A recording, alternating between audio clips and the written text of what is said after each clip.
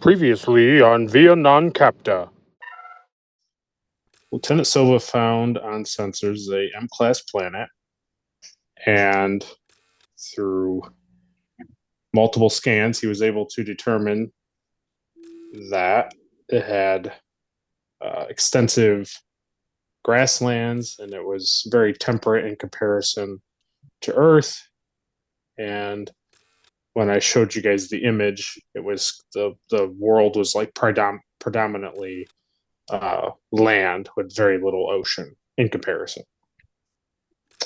And on your journey, as the Drake journeyed closer to the planet, it was encountered a ship of warp capability. And on the line or on the screen popped up First Legion Halada. And she inquired why the Drake was here at this planet. And basically, it was to make contact with their species, their people, learn more about them. So she put the Drake in touch with their leader called Grand Marxon Urbar. And once that happened, it was kind of swift. He let you know, he welcomed you to their planet Cait and offered refreshments and a tour of their city and their capital city and their national park, as well as art and other things of that nature. The captain took him up on going to, I believe, the capital city. Went there, asked where his favorite place was. He took you to a local park instead of like a national park.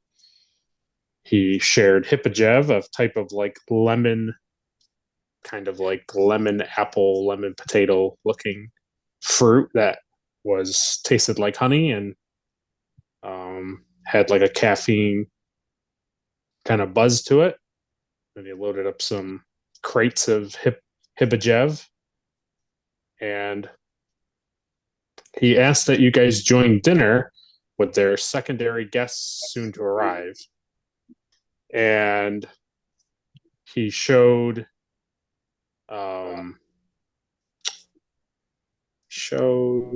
think the captain. He showed the captain on a pad the individual that they had met 4 days prior, and it was a Klingon captain named Dagor. They were to have dinner with Dagor and any of his delegation that he was soon to bring.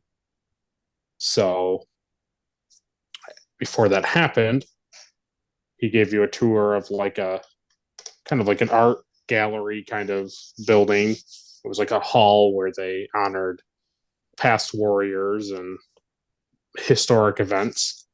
And you learned that they were a warrior race, that they believed high in honor, they had like an honor system, and that they pretty much more or less like they really were a proud at one time like a warlike nation or a world. But you can kind of get the impression from Grand Marxon that they're not really like that anymore. Maybe some of them are because Halada that you met seemed still kind of like warrior like, so some of that hadn't gone away. But he, for some strange reason, was kind of different than them. He was very kind of like he was kind of like funny, sweet, like endearing, and not that Halada wasn't nice. She just didn't give you the same kind of feels that he did. So after having a semi-awkward standing time in the dinner hall,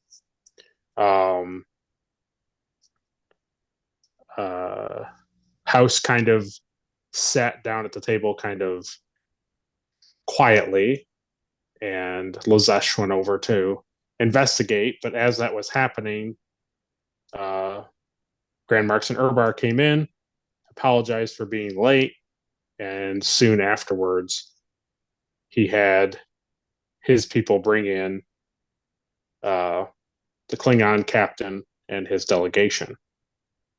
And as they joined in, the Klingon captain saw everyone there. And he wasn't obviously necessarily kind. He wasn't like, oh, wow, yay, Starfleet. But he also wasn't as aggressive as you would assume he would be. And you may get the impression that perhaps he's putting on extra airs because this is like a diplomatic situation. You can kind of tell that he's not being his normal Klingon self, where it's full on aggression all the time. So last week's episode ended with Urbar reaching out to shake hands with the Klingon captain, and Urbar had gotten a mixture of greetings and not really knowing Klingon culture at all, and only interacting with your crew. He didn't really understand that obviously there are multiple different ways to greet another person. So he took all of your guys' greetings and made it into one big greeting. So he grabbed onto the Klingon's hand, shook it, and then looked the Klingon in the face and said, "Live long and prosper." To which the Klingon didn't take too kindly to that, as he shot a glance over to Lieutenant Silva. So that's generally where we are. So loosely translated, meow, meow, meow, meow, meow, meow. Yeah. Meow. Pretty much. So I believe when we positioning of everybody and like how everybody was, I know that the captain and our hat had sat down. She had directed him to kind of sit next to her. No one really saw that whole make sure Mike or our hat sits next to the captain, but that is what happened. And then I know that obviously House and I think Lozesh was sitting down, but you stood up when the captain came in. So I wasn't sure about Sova or John. I don't know if you guys are sitting down or just standing. I was looking at a painting, and then when he walked in, yes, I turned around. That's and right. looked at him. That's right.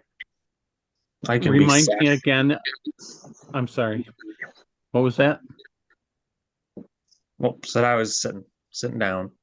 Okay. What was the Klingon thing that I'm familiar with? I'm trying to remember. Oh, the Klingon Defense Force.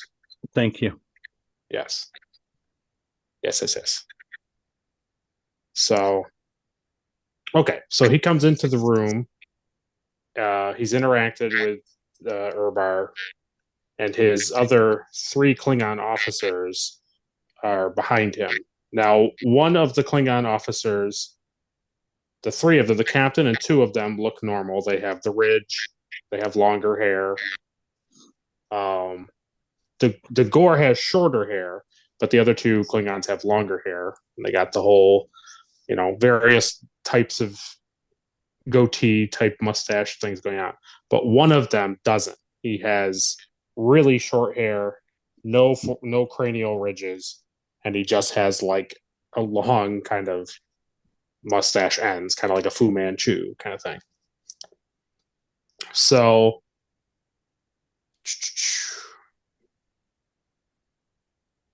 that is where we will jump into.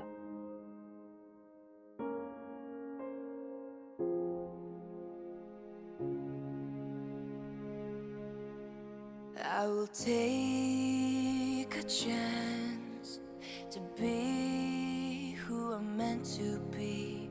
I won't let fear keep me from trying. It's time for me to make a change, to start living the life I want.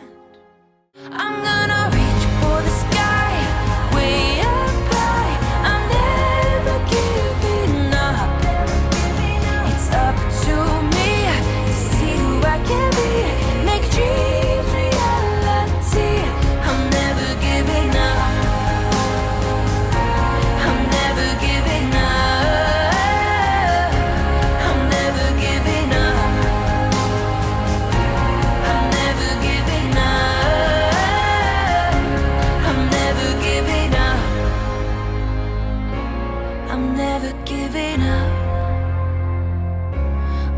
never giving up.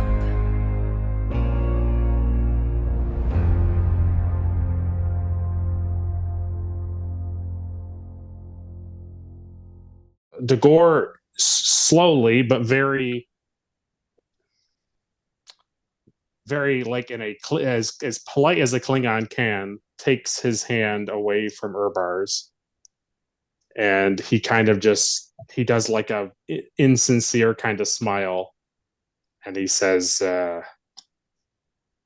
well, on my world we don't exactly say that to one another. We usually say things like kapla or like for honor. And he does like an across the thing, across his chest. And Urbar's like, oh, I'm so sorry. I can't believe I did that. I assumed that these people were the same as you. I understand you look different, but I don't know how any of this works. So that was on my fault that I assumed when I should not have. So Dagor, as Urbar is saying that, Dagor kind of walks towards like the edge of the table, and you can see that he's looking at each of you who have uniforms on, or at least dress uniforms on.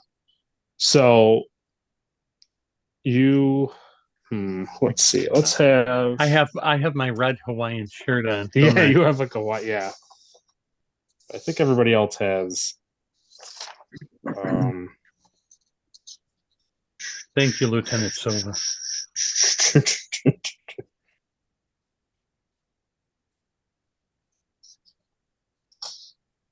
Okay. I don't have Mike's thing, so we'll have. I feel like the next logical person is Eric. So let's have Eric. Let's have you roll security plus insight difficulty 1. So it'll be your security number plus your insight number on 2d20, and then whatever. 2d20s. 2d20, security plus insight. Okay. And then whatever that number is.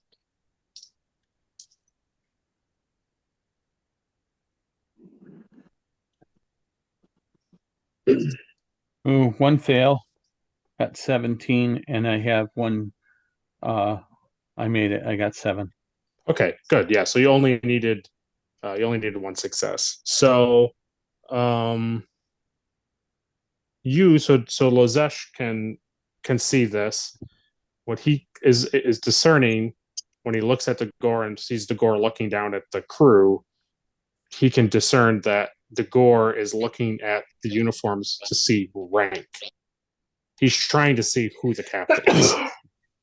So obviously he doesn't know everything. He doesn't know like colors and what this means and what that means, but he knows what the little markers on the suit mean. Right. So I look at Dagor, and I go kapla and cross my chest, and I say, how's the Klingon Defense Force now? So he gives you this in return, and he says, it's funny that you should ask. We are expanding, and we are looking forward to including new worlds as the Emperor needs more help in keeping territory under control and out of other people's reach. I look at you and say, it's a good day to die. And I take out my knife and I slam it on the table. And then I start laughing. So he at first is kind of jolted. He laughs. He kind of gestures to his men because they don't do anything. And then he sees Adri, and he knows that, or he sees Knightley, and sees that Knightley is the captain.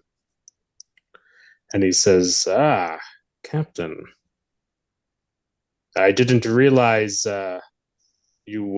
Starfleet was welcoming such people of this kind into their ranks. He is reminiscent of a Klingon, but I am surprised that he is with your people. He's not as charming. Oh, I'm want to bite your head off, man. I would like to let you, but I think I'll just give him a knowing smile and just Okay. not even reply to him. Okay. And he says, Starfleet, always the diplomats. Never ready to fight with fist or with mouth. So he walks back over to Urbar and he says, well, no more posturing. We'd like to join your dinner. You've extended dinner to us, and we don't need to belabor this. We were the original guests to this dinner, and we will not refute you adding more to them. So, where would you like us to sit? And so the Gore. Funny to hear Klingon be so polite.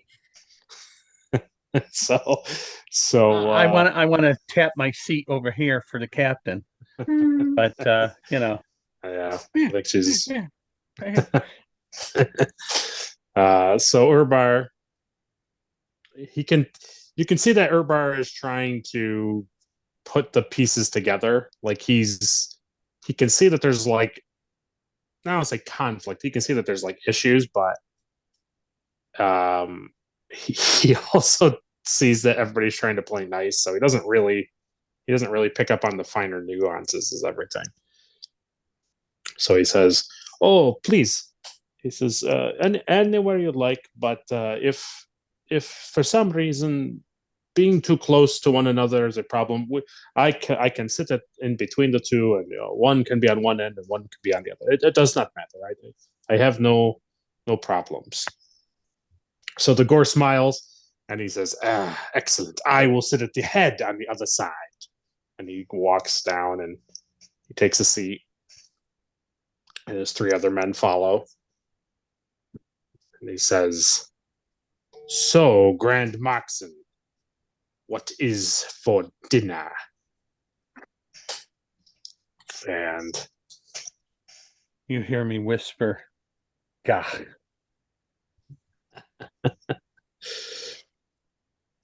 One can only dream. One can only dream, it's true. And Urbar says, oh, I'm glad you asked. It should be coming out right now. And he turns and looks at the kitchen, and all these Cathians are coming out with trays of food. Cat food. Wet, yeah. Dry. Wet, mixed, meow mix. So he comes out to the table, and we're going to do it like Downton Abbey style, where you don't know what it is. It's like they pull open the lid and you see it. So they bring it out. They put it in front of everyone.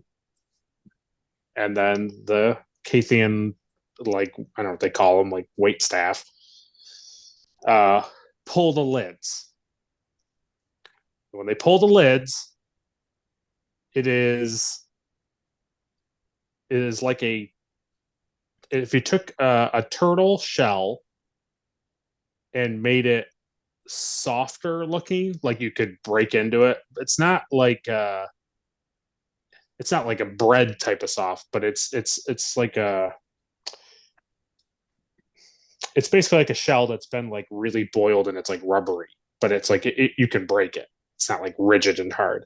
It's like a kind of a fuzzy brown, soft looking shell, and in it are these basically like a turtle shell, where the head and the legs would be, are these like big, thick, like squid tentacles. And as they pull it, and everyone sees this, he says, this is delicious Oh, I just lost it. It's right here. Sorry. Delicious. Zetjev. And when it's not moving, it's not like it's not alive, it's not doing anything weird. It's just this kind of like, it's a mixture of like what you would think squid would look like, cooked squid, and then this kind of like cooked turtle shell all in one. So Dagor, he kind of grimaces at first, but at the same time, having squid-like things isn't really that much of a jump for them. So he grabs onto this thing, into this tentacle, and he bites it, and he chews it, and he says, "Ah, I see that your people cook things." Mm. I have a huge grin on my face. I poke mine with my nail Mm. and watch it jiggle. Too warm for my liking. Mm. And Dagor kind of like gives the like hand signal to like his men to like eat this thing. Like don't be a jerk. Like eat it. House eats it. Of course So he does. Yeah. So when you bite into it, it basically tastes like what squid would taste like. But it has that kind of like fishy, I mean, basically what squid takes, it's very unique. It doesn't really taste like anything else. Rubbery. But there's also this kind of interesting like some sort of fruit aftertaste. It's like a really sweet kind of aftertaste that your taste buds kind of throw to being like a blueberry or like a blackberry. It's something in that family. Weird. I take a big, way too big of a bite. Okay. I'm chewing. Can't get it down. Start coughing. And I do one of those, and it goes flying. And I look at the head of the table and I say, "Yeah, kerplunk." And then I sit down. Kerplunk.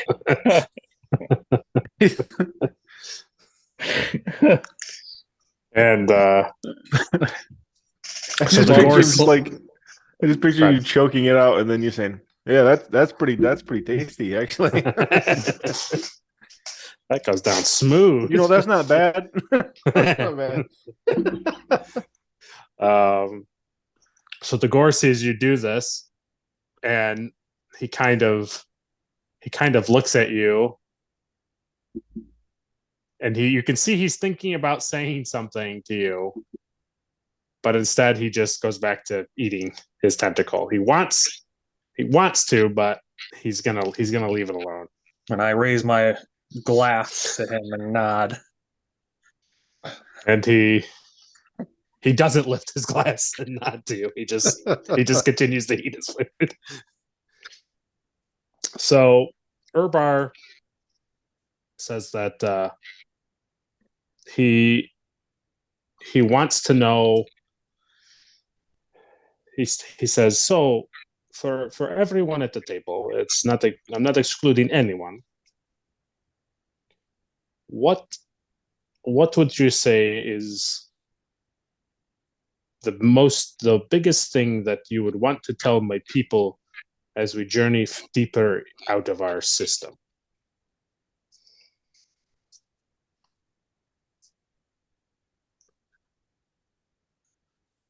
Come on, Captain, say something Oh yeah. very rude and colorful. Watch out for Klingons. Yeah. As soon Oh, as you God. leave the planet, they'll take over. Something like that. Oh Lord. Um, hang on, let me think. Yeah, that's fine.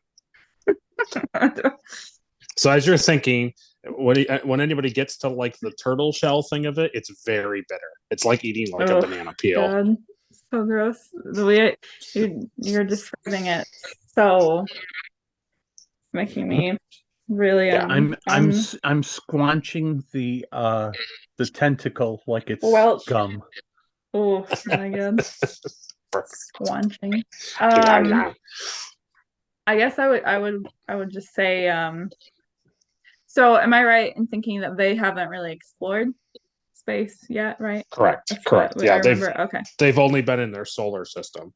They've used telescopes and like satellites and other types of probes to see outside of their solar system, and they've seen ship activity. They've seen spaceships of different species going on about, but they don't know anything, and they're not been able to contact anybody because of the larger sun that they have. The star in their system is so big, they've had a lot of interference communicating with people like distance away. Okay. So they're other than the like 100-year ago contact that they didn't discuss at great detail, the Klingons being here a few days ago, and you guys, like, they know of things, they just don't know much more. Okay. So I guess I would just say something along the lines of like, it's beautiful out there and it's unlike anything you've ever experienced, and you won't even believe what you're seeing. But always remember that there are people and species who don't have your best interest at heart. So explore with optimism and joy, but always watch your back. So Urbar, he kind of nods. He understands. He's slowly kind of like cutting the tentacle, and you can see he's thinking, he's listening. I should add to that as I'm saying the part about like people who are kind of whatever I said mean. However I worded it, I'm kind of staring down what's his name? Dagor, yeah. So Dagor, he immediately, his attention goes right to you when you start to talk. And he watches you the whole time as he talks. He's not eating. He's not continuing to eat as you speak. And when you finish that and you look him in the eye, he doesn't break eye contact at all. He just keeps staring at you. Naturally. And he says, as Grand Markson is just thinking and eating his food very slowly and very thoughtfully, Dagor says, let me tell you, Grand Markson. He says, I've seen what the Federation does. They're fine. They don't hurt people. They don't bother people. They're not what you would call enemies. But they are weak. Many species out there who would like to take over the galaxy. They would like to see us rot. Romulans. Disgusting. They are one type of species that would, if they had the chance, would kill us all. But it isn't going to be the Federation that stops them. It'll be the Klingon Empire. And so remember this. I see from your paintings here on the wall and your art and your other figures, you are warriors. You are battle ready. The Federation is not. And he looks back at the captain. And then he slowly goes back to eating. I would just follow up by saying that he's mistaken, that we are battle ready when the occasion calls for it, but we don't go looking for a fight. Our main mission is peace and kindness. And I would say something like, your people are, yes, they're warriors, but you're also, I can see a lot of hospitality and kindness in your culture, and I don't think that you are ready to be a part of such a fierce alliance as our fellow dinner companions. And Dagor laughs at the end of the table. Peace. Peace. I've heard this many times.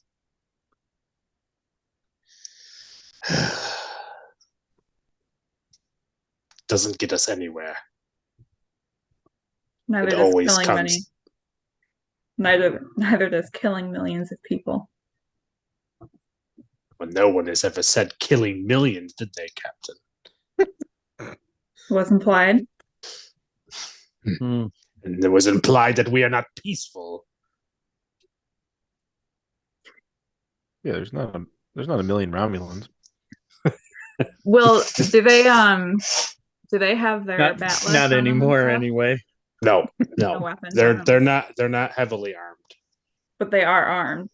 You can this is the way to think about it. You don't see disruptors on them. They don't have their traditional like batless blades on their backs. But you're also not a fool to think that a Klingon came down here unarmed. Right. Well, also I came down here armed, so I can't really call that out now, can I? Sure. But they don't know, but they know, but I know. You also can't preach about peace and then take out 3 Klingon people for no reason. True. Oh no, I wasn't planning on. Adri guns shooting. him down and says, "Looks like peace wins again." No, I wasn't planning on shooting. I was just planning on being like, you brought all your weapons and we don't have any, except for the fact that we do, but yeah, okay.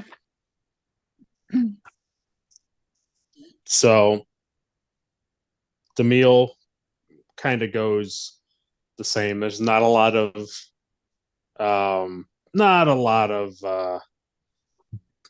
like deep banter at first because everyone's just trying to be polite and eat this thing.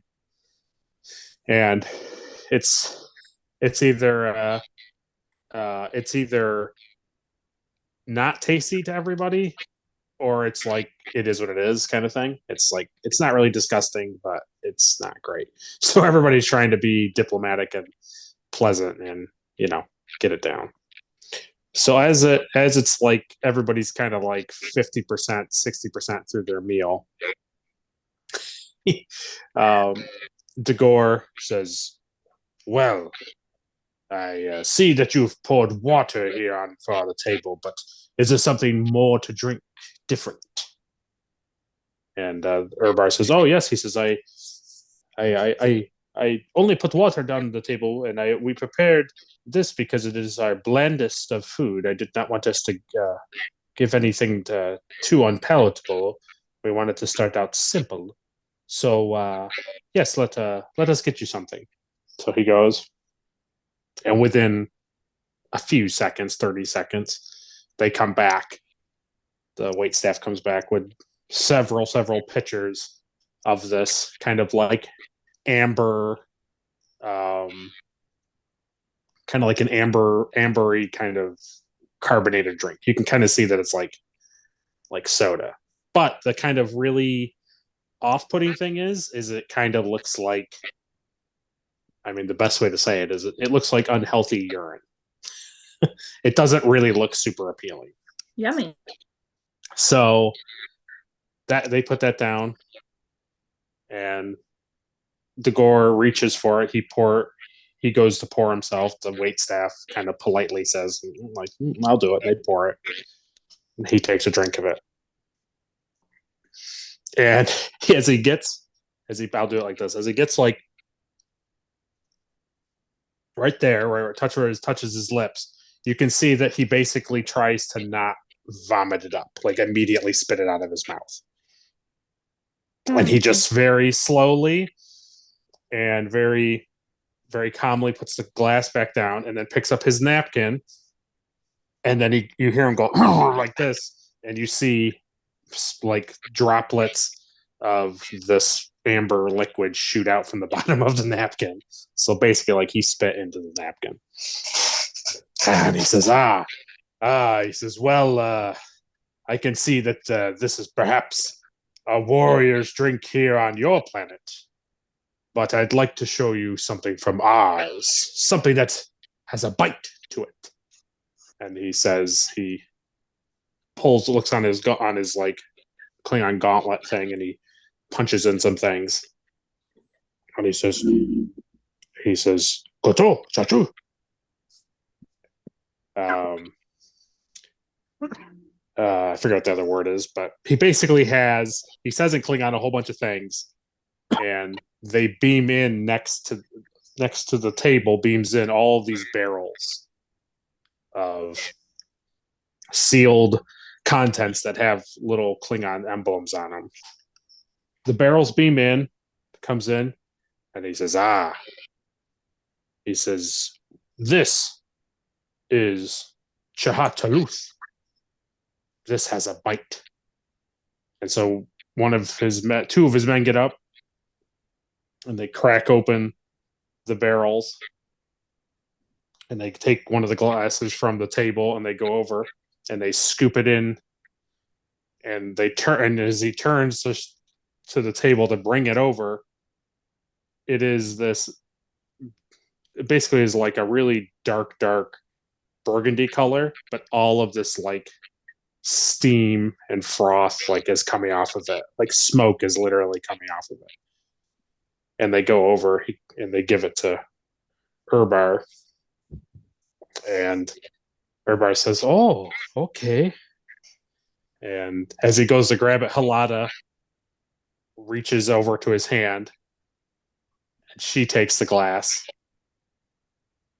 And she says, thank you. And then she sniffs it. You can see that she kind of, like gets kind of like a face a face that somebody makes when they smell like really strong alcohol. And then she drinks it slowly. And you can see like basically no other funny way not to put it. Like when a cat smells something really weird, or it doesn't like, it doesn't like startled, like, and it kind of freezes kind of face that it makes. And it makes those silly faces. That's kind of what she makes. She makes this very like, and she kind of coughs a little bit, and she says in a more raspier voice, like, yeah, that has a bite. And she sets it back on the table for him, and all the Klingons they're like, yeah! They all go over and they start dipping their cups in the barrels and passing them out, and they start to pass them out to only the Caithians at the table. They don't put it in front of you guys.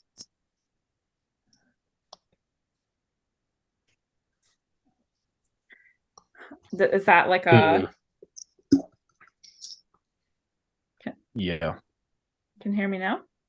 No, So- sorry. Eric was talking. I could see Eric was talking. I Oh. said, I lean over to the captain and I whisper to her, Klingon blood wine. Mm. I said, it's strong, but it's good. So is that like they were, I mean, can we roll or something? Like, are they doing it because like they In spite are like of you? snubbing us, or Okay, are that's they fair. like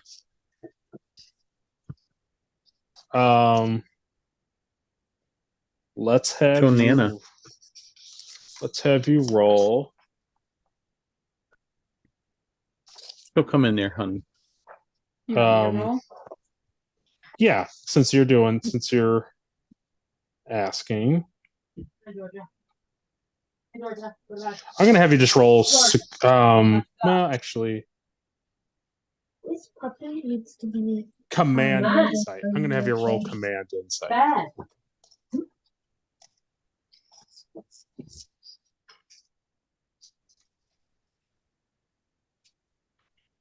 So it's do 2d20 if you didn't know. Command insight. Hang on, I'm gonna paperwork.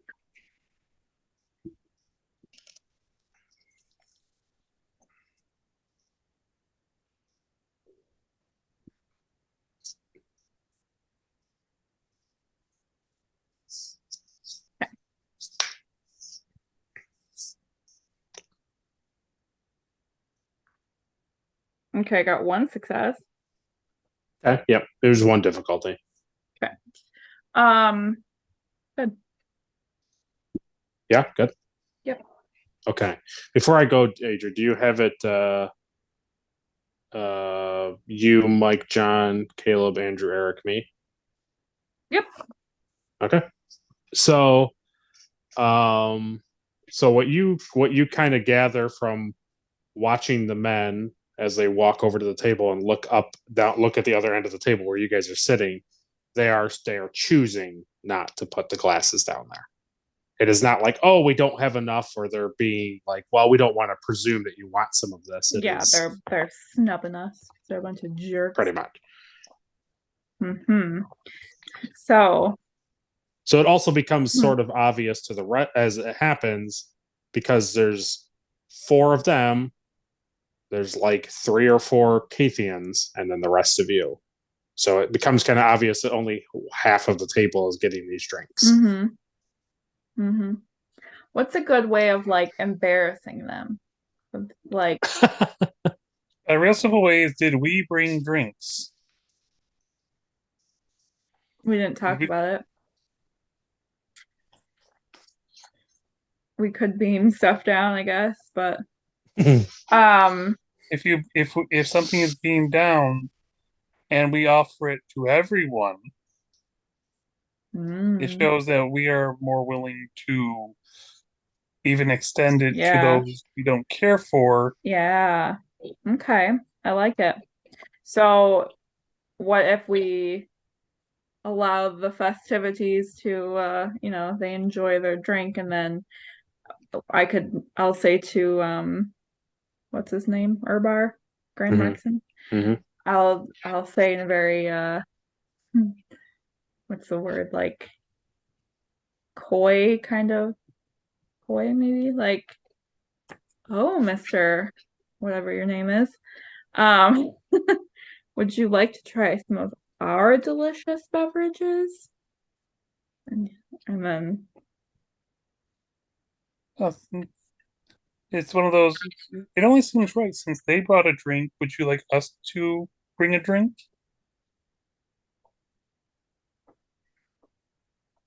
And then Is that your yes? Are you playing that out, or are you actually saying it to me? Yes, I am saying it to. I am playing it out to. Oh, okay. I wasn't sure if you guys were like intermixing just that. chatting. Yeah. I whisper to the captain, and I tell her that I have a better vintage of blood wine that would actually really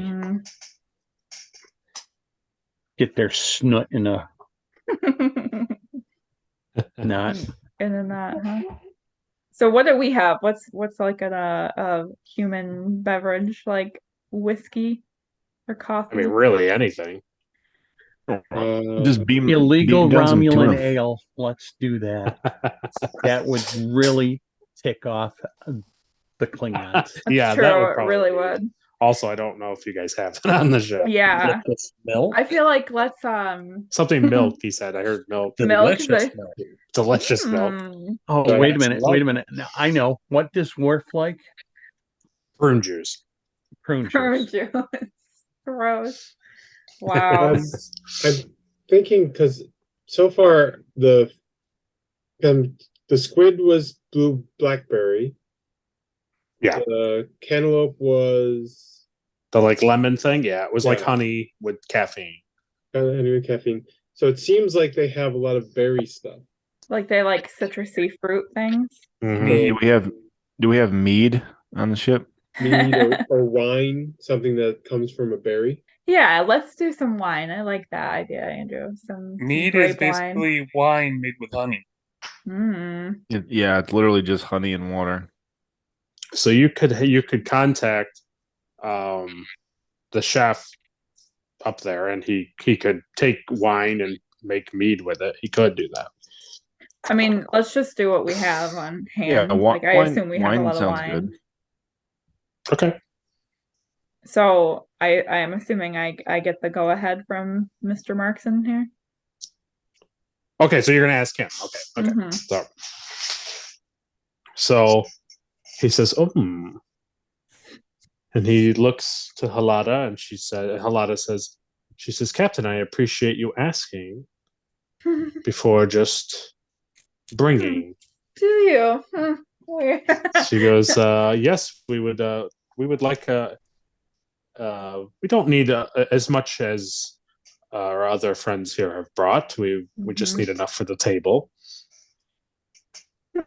Okay. So yeah, so I'll have it beamed down, and then I will personally go and give glasses to everybody. And when I give it to Mr. whatever his Degore, I'm gonna Degore. set it down in front of him and say, and just smile at him. Okay. Before we, this one, Andrew, how many momentum do? It'd be full. Are you at we had max? 6. I didn't change it. So Okay. No, that's fine then. So, did you want to say something, John, or no? Has our wine been poured out and everything? It's all. Now it has, yeah. So I look down at Degore and I raise my glass at him again. Very good. And so Degore, you can see he kind of like is flicking like the glass, like he's kind of looking at the captain, and he's looking at Jahan, and he taps it, and then he raises his glass back to Jahan, and he sets it back down, and he doesn't drink out of it, but he acknowledges. House gets I stand up with my glass of wine, full glass of wine. I haven't drank out of it yet. Yeah. I walk over to one of the Klingons and I say, I'll trade you this for a glass of yours. And are you picking one of the ridged one or the non-ridged one? Does it matter to you? Whatever the Klingons brought. No, I meant, are you interacting? Yeah. So there's one Klingon who doesn't have a cranial ridge. Are you interacting with him, or you're interacting with the other ones? Because it does matter. Whoever would be like Gorn's like second in command or whatever. Oh, okay. So yeah. So the guy closest to the Gore. Okay. So yeah, because he's already drinking. Yeah. Or I could just talk to him too. It doesn't matter. Well, we'll go. You go to the second guy, and Degore. He looks at Degore, and Degore looks at you, House, and he kind of gives like the okay. So the Klingon he hands you his glass full of this like smoking and like burgundy looking liquid, and he takes your wine and he puts it down. Oh. And then the Gore says to you, he says, you drink it, you drink, he drinks. Okay. So I drink. So I'll take a drink out of it. So you drink, and it is is House like really good with his liquor or not really? Yeah. Okay. He never misses an opportunity to try a new drink. Okay. Let's have you. You're gonna have to roll for a drink. Oh, absolutely. Absolutely. Okay, we're gonna have you roll command presence. Difficulty 1. Okay.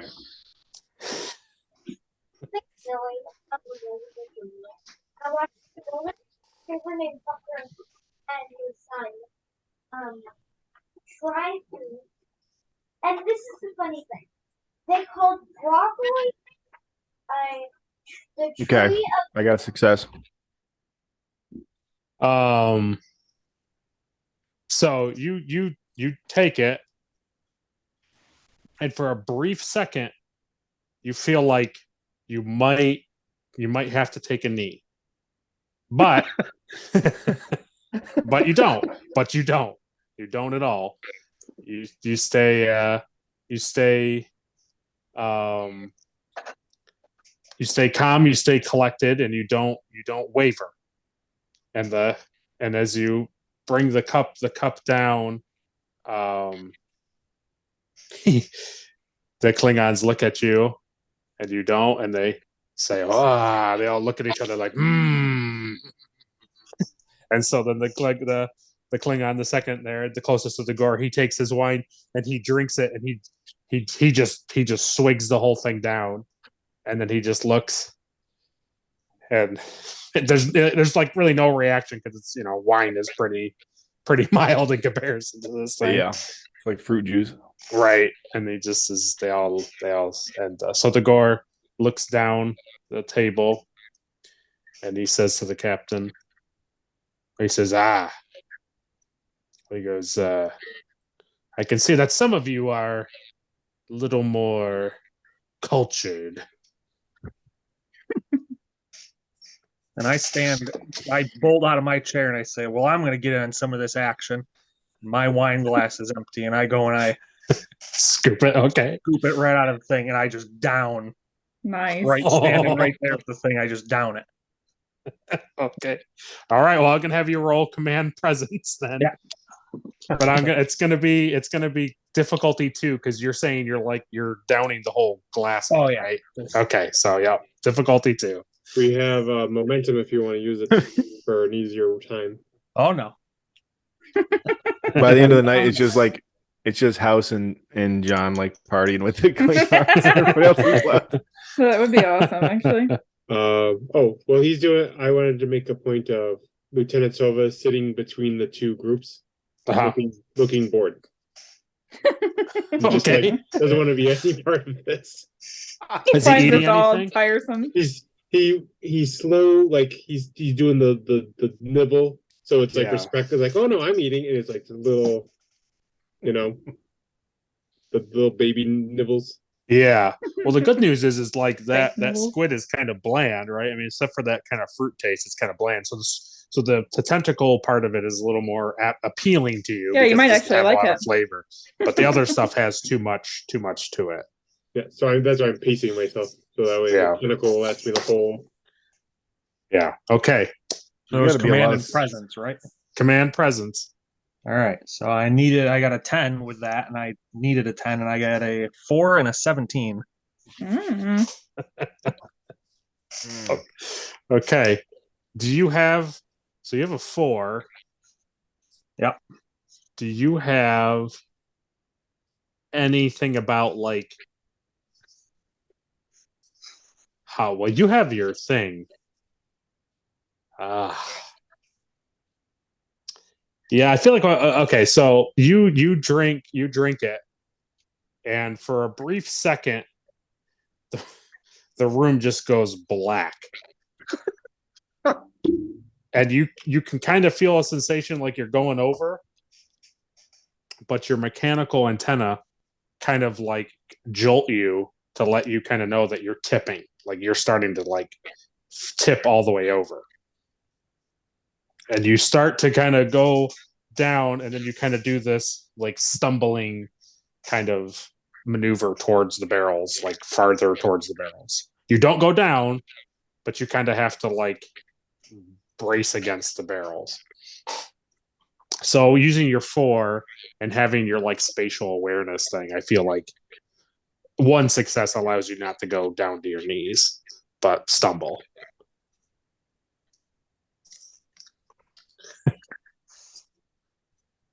That's just quite a kick.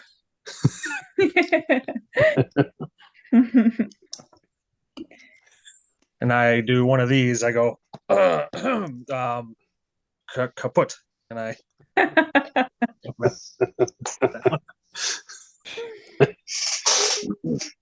And the Dagor, he laughs and he says, "You are an interesting bunch of Starfleet officers I've ever seen. What an interesting mixture of people." I take that as a compliment. So, Will, I have that value. Culture doesn't make people, people make culture. Mhm. Can I use that somehow? If you were trying to roll against him in some fashion. Just want to give it to him. Just want to take it to him. You know what I'm saying? Sure, But I don't know. I don't know. I just want him to feel so stupid. Personally, I would like to address the cat people. The Caithians, yeah. Yeah. Go for it. And I looked at them and I said, out of all of us here, we have the most issue. Me and Jahan would have the most issue with Lieutenant Sova. To give you a backstory on some of our history, his people and our people were actually at war with each other. The issues have not been completely settled, but we are willing to work with people we used to be at war with. The Klingons, we have had issues from time to time. We are still willing to deal with them and work through issues. Just as a point to take out of all of this,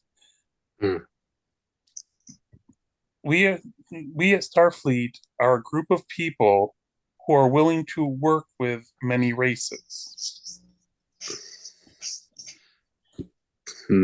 It is completely your choice. You don't have to work with anyone. You can work with us, you can work with them. But seeing the interaction of people should speak much more than just hearing information about people. We come here. Oh God, no, keep going.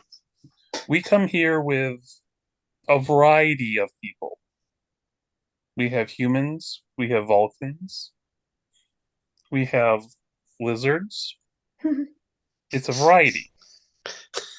So we're willing, Caithians, we would be more than willing to work with you. If you don't want that, we will respect that. Okay, so I'm going to have you roll. You're going to roll the same thing twice. So I'm going to have you make it two separate rolls. Okay. One is going to be, they're both going to be command presence. One is going to be a difficulty 1, and one is going to be a difficulty 2. Okay, I also have a focus.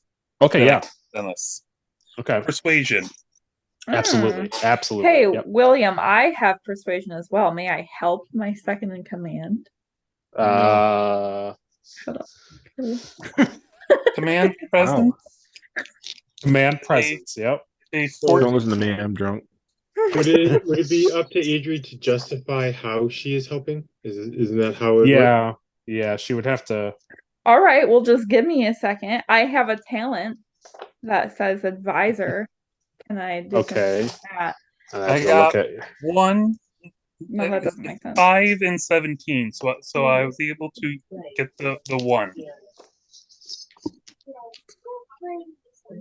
Okay, so your advisor thing would allow you to re-roll. I'll let you roll one d20 for command insight. And your thing was again, Mike, say your numbers again. Command and presence was 14. Okay, and you got a 5 and a 17. Okay, so you were rolling. We're going to have you roll for obviously the first one, the less difficulty. So that roll was to basically persuade Urbar, it basically kind of win him over with that little small speech with that. And now we're going to have you roll the same exact thing, but now difficulty 2.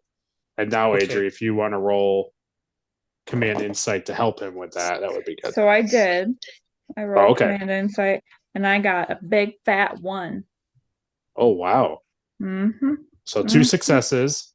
So Mike's only got to get 1. I got an 8 and a 13, and I needed 14, so I got 2 successes. 2 successes, so that's 4 successes. So you have a lot of momentum here because you were at Yeah. max. So Yes. with that success, you basically, in a very diplomatic way and in a very non-aggressive way, kind of get the Klingon guy to shut up. He kind of Nice. has to eat his hat a little bit on that. Good. He realizes that, Got him. yeah, that you kind of got him, that the Empire doesn't really have much to argue with. No. The Empire is primarily made up of Klingons and not a lot of other different species. It's pretty much just Klingons. There are some, but not as diverse as the Federation. Right. So he kind of just grumbles and just keeps pushing around what's left on his plate. So unless somebody else wants something else, I'm just gonna move. So the dinner kind of goes. It says as good as you would think that something that kind of back and forth would go. But after that little kind of like small speech that Arhat gave, tensions were a little lower. It wasn't quite as aggressive. Obviously, it was never like, wow, we're all buddies at a table, but it never was really two sides of. You weren't quite as at odds. So as everybody's getting up from the table, Urbar motions to Knightley and Dagor, and he kind of ushers you over to like the side of the wall. So he says, captains, please. He says, I know that with everybody's people here, that's harder to talk frankly and openly, and everything has to be careful. You say this, I say that. I understand politics is fine. So tomorrow morning, 0800, I would like you and Captain Dagor, to meet me in my personal office in the city, and we will discuss Cait's entry into one of these governments. And Dagor, he kind of like half smirks, and he says, I look forward to that in the morning, Grand Maxim. And he gives the thing. Do you want to say anything to Yes, I would like to say, I would like to say that I will attend also. I don't know. Excellent. I don't have That's anything fine. clever. No, just, that's fine. okay. I'll be there. Okay. And you Sounds look forward to it. I look forward to it. What an enjoyable time! Yes. I do want to do a foolish thing. I want to say to him, like I want Dagor to leave, walk away, and then I speak to him further. But I don't know if that's so allowed. Dagor, he does the salute. He looks to you, Captain, and he says, "See you in the morning." And he turns around and walks back to his men. Can't wait, I say as he walks away. Yeah. And then I say to Grand Marston, I say, before we leave, there's one more. What is it called when? Oh gosh. Why? What's the opposite of a greeting? What's that term? A goodbye? Like a parting? I guess so. There's got to be a better term for it. So there's one more human greeting I would like to show you if you'd like. Yes, please. I already made a fool of myself with the captain. I would like to not be made a fool anymore. Oh no, it's fine. And I just go in and I give him a big hug, and he's so soft and cuddly. So he He doesn't. starts He doesn't very purring, well. right? He doesn't put his arms around you. He kind of just takes it, and he's kind of No. smushes up, and I he's want- like, "Oh," and he just kind of makes these weird, like, awkward noises. Okay, he And says. then I'll pull back and I say that's what we call a hug, and typically the other person also puts arms around. Oh, a hug. A hug. But I it's- know of this. I know of this. I want to see Yes. him do that to the Klingon tomorrow. Yeah. I'll give them a heads up though. I'll say not everybody likes to hug though. You kind of got to know each other well to hug. No. But Oh, it's Our farewell. people what hug in you're trying private. to find. what's that? So You're trying to find farewell is the word you're trying to find. farewells. Thank you. Good lord. Yeah. Yeah. And so Urbar says, yes, our people hug in private. I understand.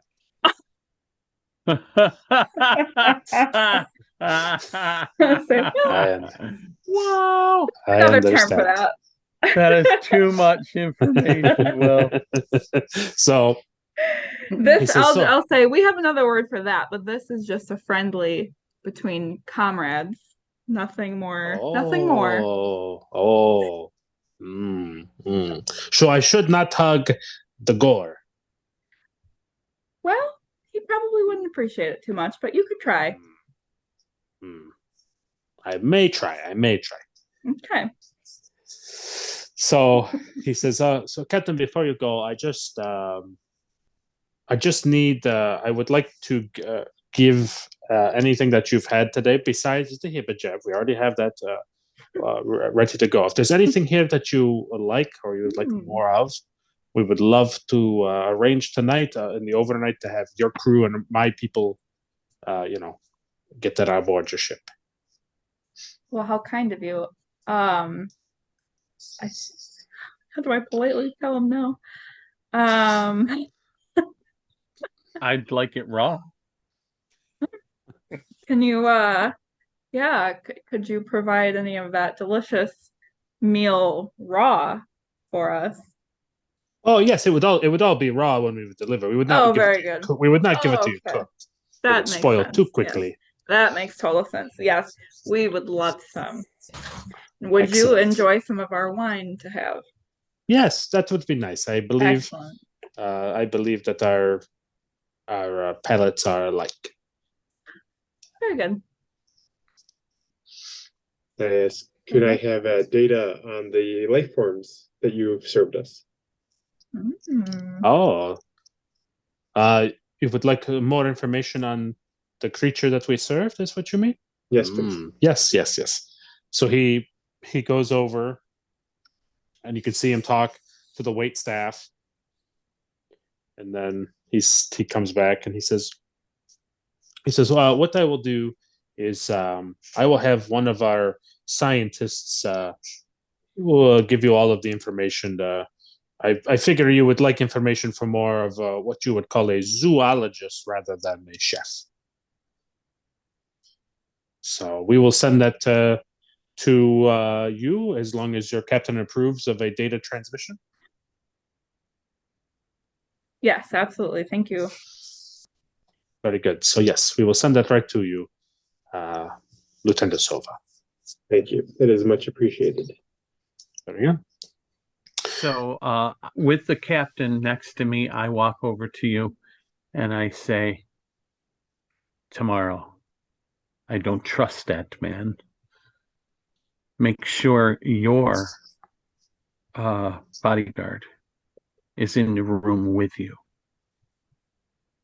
You're saying that to Grand Markson? Yes. Oh, to Grand Markson. I thought you were saying it to the captain. Oh, No. Okay. Oh, yes. I have seen that he can be temperamental, and I don't think that my First Legion would allow me to be in the room alone. So I appreciate your discretion. Well, thank you Okay. for your hospitality, and I'll see you in the morning. Okay. Thank you, Captain. See you in the morning. And to the rest of you, thank you so much. I appreciate this. I know that This was a new thing. None of you have eaten this before, and I appreciate you. Even if you didn't enjoy it, you didn't make it obvious, and I appreciate that. And perhaps another time when you visit, we can try something different. Not everything is as bland, Unpalatable. unpalatable, right? So I take your hands and I bow.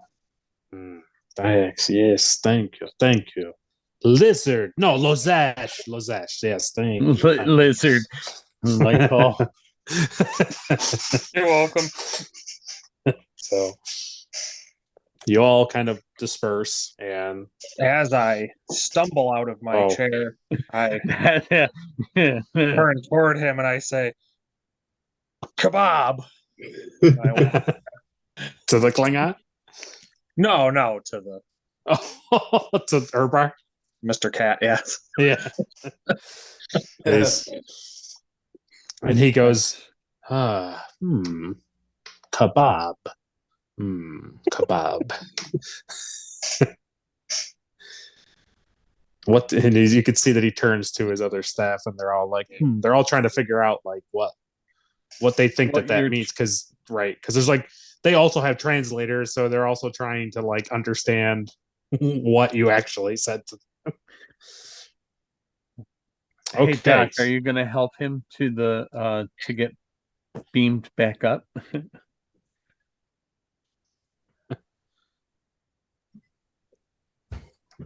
think we're at full momentum, so I don't know if we have to have Clark beam everybody back up. Oh, he's there. But we can if we want. If you guys want to play, see if you guys go scattering across the universe.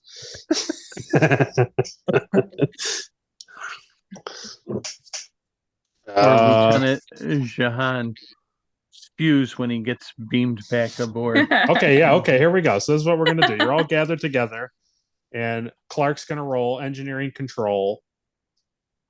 It's difficulty 0 because you're going onto the transporter pad, so it's not as complex.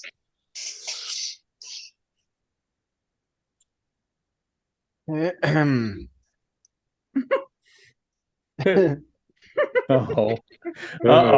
Let me hold on.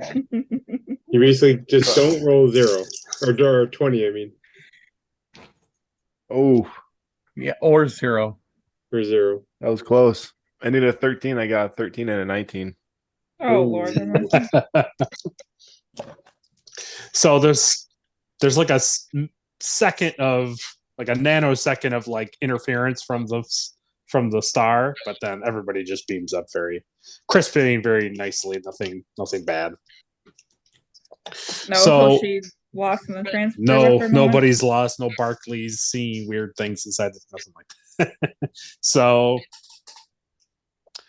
when you get back up on board, you set up like the chef and some other officers to go down and in a shuttle to take things up and give them our wine. And to give them their wine. They're not running the transporter because they're just nervous that there's going to be interference. They don't want to waste their stock and waste your stock. Like basically, if the transporter doesn't work for some random reason, you're wasting their stuff and you're wasting your stuff. Sure. So that happens like overnight, not all night long, just happens while everybody comes back up onto the ship. And they're not down there very, very long. They're down there maybe like an hour, 45 minutes. So anybody wants before I advance it to 0800? Go ahead, Andrew. I wanted to study the database they sent. Oh, you want to look at what they sent you? Yeah. Okay, so what he sends you is basically a breakdown of this creature. Now, this Zetjev is basically very similar to what a turtle would be. And the inside of the shell is kind of like this musculature cranial thing inside the shell. So it's kind of like a skull inside the shell. and it has its tentacles, and it basically just eats smaller things that are in the bottom of their lakes and rivers. It is not an ocean creature. It is not like in a giant saltwater creature. It's mostly in local landlocked water. It's not like I know oceans are obviously landlocked, but you know what I mean? It's not as broad. And they're not really, they're kind of just like a mixture of what you think like a starfish, a squid, and a turtle would all be like pushed together. They're not really too fascinating. They're asexual, so they don't mate like any. They just kind of shoot more of themselves out of their tentacles and make more. Okay.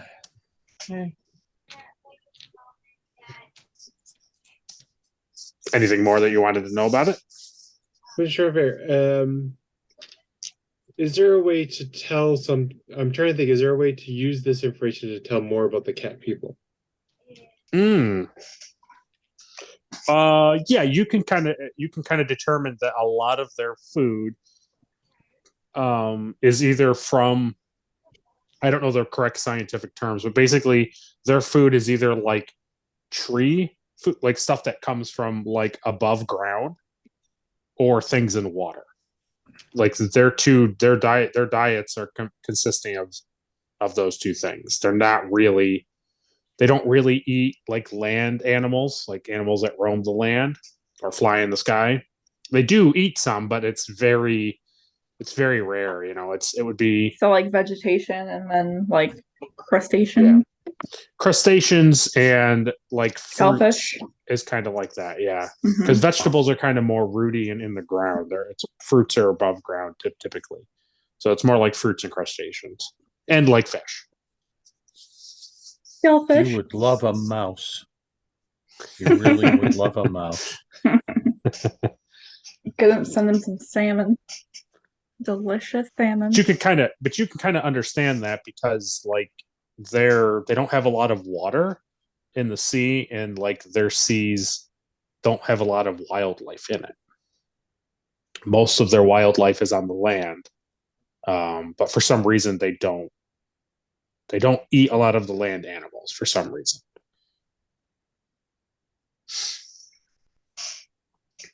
So that's what you're kind of able to determine from like their, like basically you get their earliest recording of the animal that they can document. Like obviously just like our modern day, like you can only go so far back to when they estimate this animal was first discovered, and you get like all of the like, oh, this is when they this thing and this thing, and then you get like these little breakdowns. And basically as they advance through technology, you understand, like they understand how the animal like procreates and exists and breathes and all. So it's like you can see like little snapshots as they got more advanced in technology, that their breakdown of this animal got more in depth. It went from cave drawings to what we have today. Pretty much, right. It's pretty much.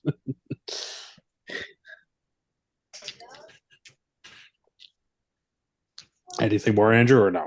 No, I think so. I think I'll just finish reading, then I'll meditate and go to bed. Okay.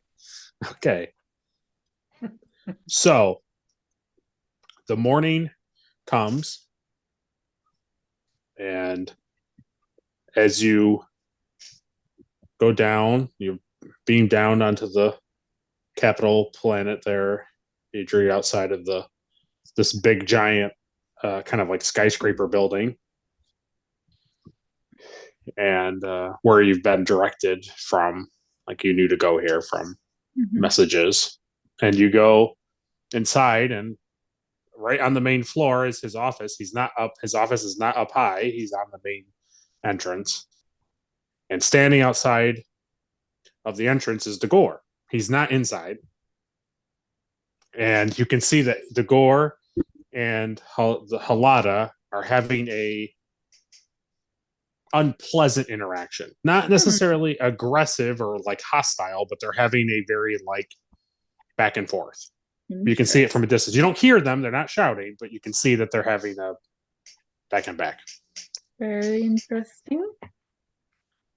And so you get closer, and you hear Dagor say, "I don't understand why you won't let me go in. It's I just want to talk to him. That's all I want to do." And she says that she goes, "No, we're waiting for the captain of the Drake."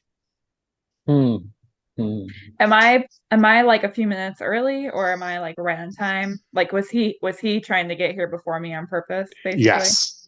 You discerned that he was. So you're here, like, you're probably, what would your character be, like 5 minutes early type of thing? Yeah. So you can ascertain that he's been here for like 5-10 minutes when you show up, trying to get in.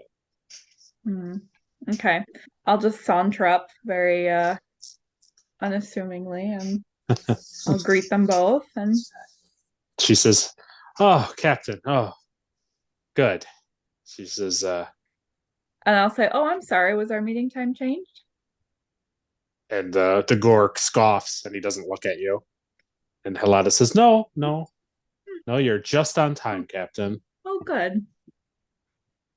So the three of you enter, and Urbar's sitting at his desk, and he looks up at both of you, and he doesn't look happy. He looks upset. I'll say good morning to him. And he just kind of nods. He nods to you. And Dagor says, "Grand Maxon." And he says, "Captain." And Halada turns and she presses the thing. And let's have you, Adri, let's have you roll security insight.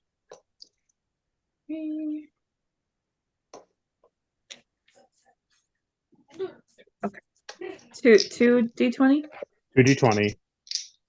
Wait, let me count. Security insight.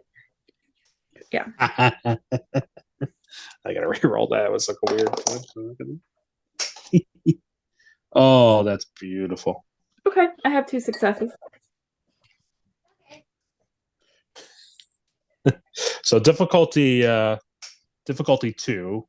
Sorry if I didn't say that. That's so you okay. got two successes? Yep. Oh boy. So Dagor had to roll the same thing, and Dagor got 1 success and 1 complication. Oh, excellent. So what the captain picks up is that when Halata closes the door is like locked. And Dagor doesn't pick Wait, up like on we're it. locked in? Correct. Oh, good. Like the door locks behind you. And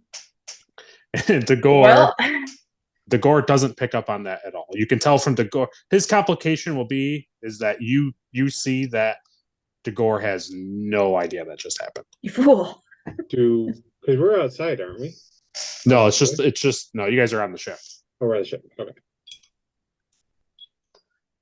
So he says, "Captains, please sit down." So Dagor sits down. Yeah, I'll say certainly, and I sit down. And he says, "I'll start with you, Captain Knightley. I had a disturbing report this morning. Oh?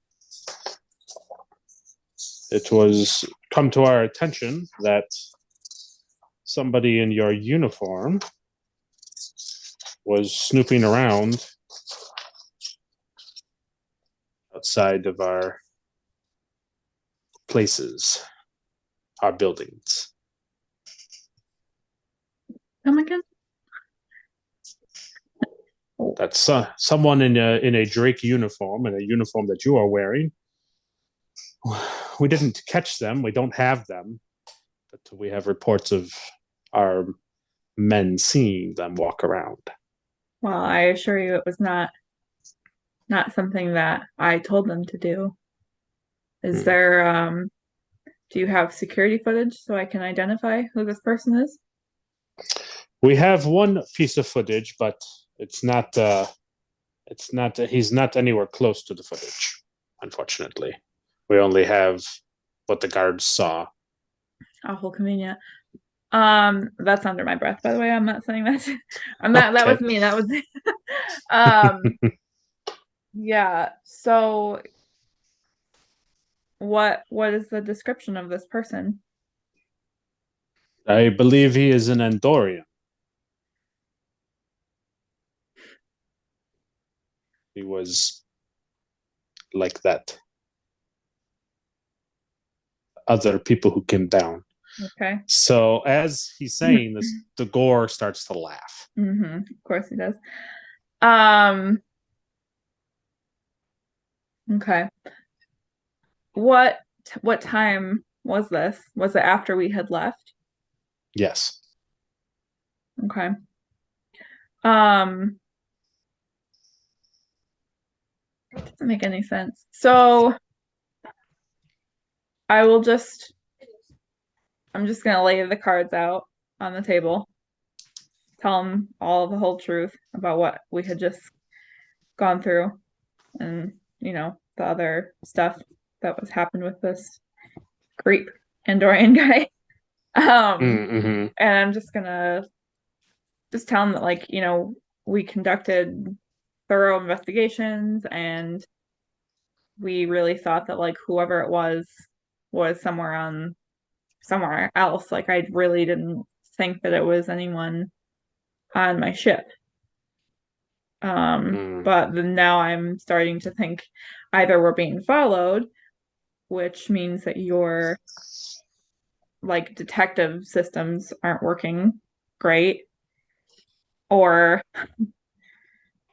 not to put the blame on you, or there's somebody on my ship who's doing things that I'm not aware of and that I do not approve of. And I want to find out who it is just as much as you do.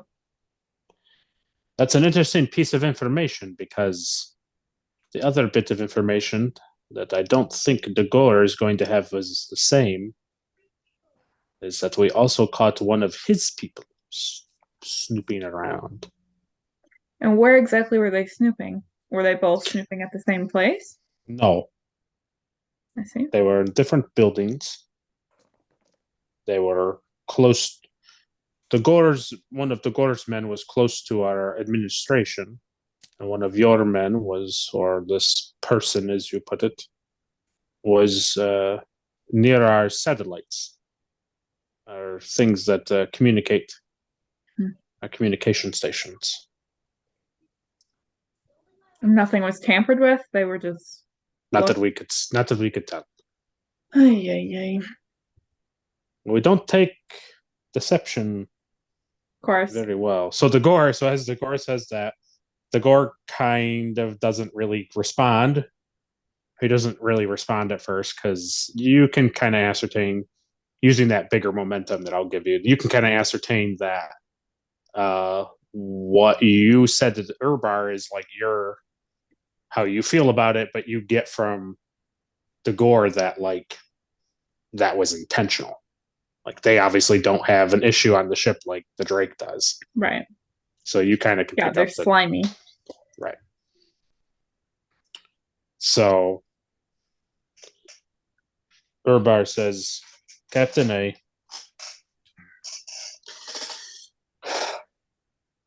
I appreciate your honesty. I don't feel like you are deceiving us any further. I don't know if I can wholly believe everything. We don't know each other very well.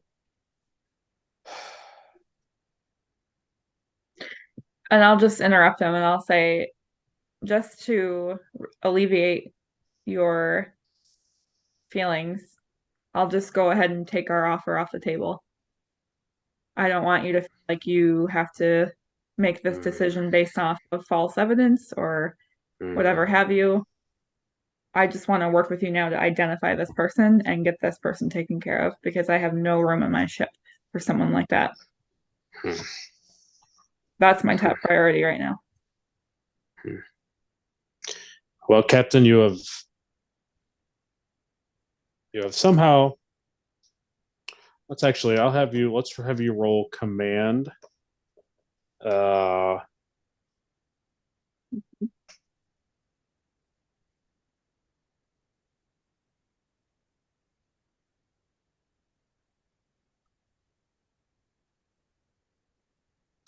Command reason, difficulty 2. Okay. Would she be able to use her persuasion? Does she have persuasion? I have a couple things that might come into play here. I have composure and I have persuasion. Persuasion will work much better than composure. Okay. All right. So what am I rolling again? Command reason. Oh, 14. 2d20? Yeah. And how many successes am I looking for? 2. You need 2 successes. We have momentum if you want to use it. I got it. I got 2 of them. So you say this all to him, and you see you've kind of softened him. And he says, Captain, you've put me in a terrible position, because typically in this scenario, it would be very easy to decide. But now you have brought new light and new way of thinking to this. But it does not make my decision any less. It does not change what I must do for my people.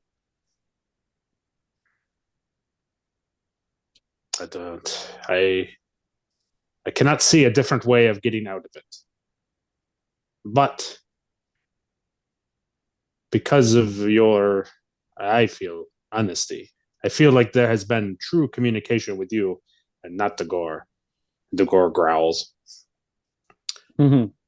He says, but I cannot let it fully pass. My people demand the ways of the ways that we are. So Right. I'm starting to get a little nervous that he's going to try to kill us both. the way to make this right, especially when we find it's 2 perpetrators, 2 criminals, as we have them fight. And he who is last standing is free to leave, and the other, typically slain, the right has been wronged. But because I believe that you have been straightforward with me, Captain, I will not pit you versus the captain here. You may choose someone. I hate it here. Well, obviously, I'm not going to choose anyone else but myself. I mean, you got like 3 fighters on your team, so I'm just saying. it's true. I know, you probably could. How could, like, Archer would never make that decision? Like, no captain would ever be like, yeah, I'm going to pick you to go. They always do it themselves. Hang on. So Dagor says, he says, I understand. It may not have looked good on us to do such a thing. I have no reason to lie to you. We've been caught, and he will be dealt with. But I can understand this ritual, this ceremonial battle. I am happy to fight whoever she says. I said, I'm sure you will. Can I use my special secret talent in a way that will kill him? To go, you want to kill Dagor? Well, to win at least. I don't need to kill him, but just humiliate him enough. I So mean, that in a everybody way, understand. sure. In a way, sure. Yeah. I mean, yeah. I mean, yes. I Depending just on forget what what that happens. is. Yeah. So here's my thought process. I have that, and I have tough. What? So what? Here's what I'll give you before you go too deep into your character. You do what you want. I'm not trying to sway your decision. But just like anything, you would know from like Andorians and other things and other cultures you've interacted with that believe in this kind of like you have to fight each other to like prove something. Mm-hmm. You would know that there's obviously some sort of like legal precedence. Like there's something on their planet that like this is in writing somewhere. It's not just something that like he arbitrarily like came up with at the top of his head. So you could request to like read it and make a decision from there. Would my focus of cultural studies help me in that? Yes. All right. I would like to do that then. That was a good idea. Okay. Because it is something your captain would know. It's not like it's not like a leap of thought. Thank you. So I'll just say to Grand Markson that like, we don't believe in violence for violence sake. I understand these are your rules, but they're not mine. And I'm I don't know how to word it, but like basically I demand to read their whatever the rules. Yeah. He says, yes, we will get a copy to you. It's not a problem.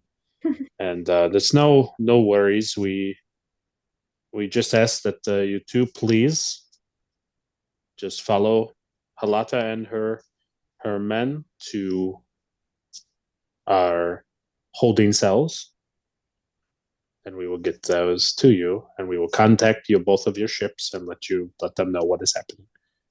Okie dokie. So I want to just compare real fast. What would we have to roll for that? Do I not get to know that?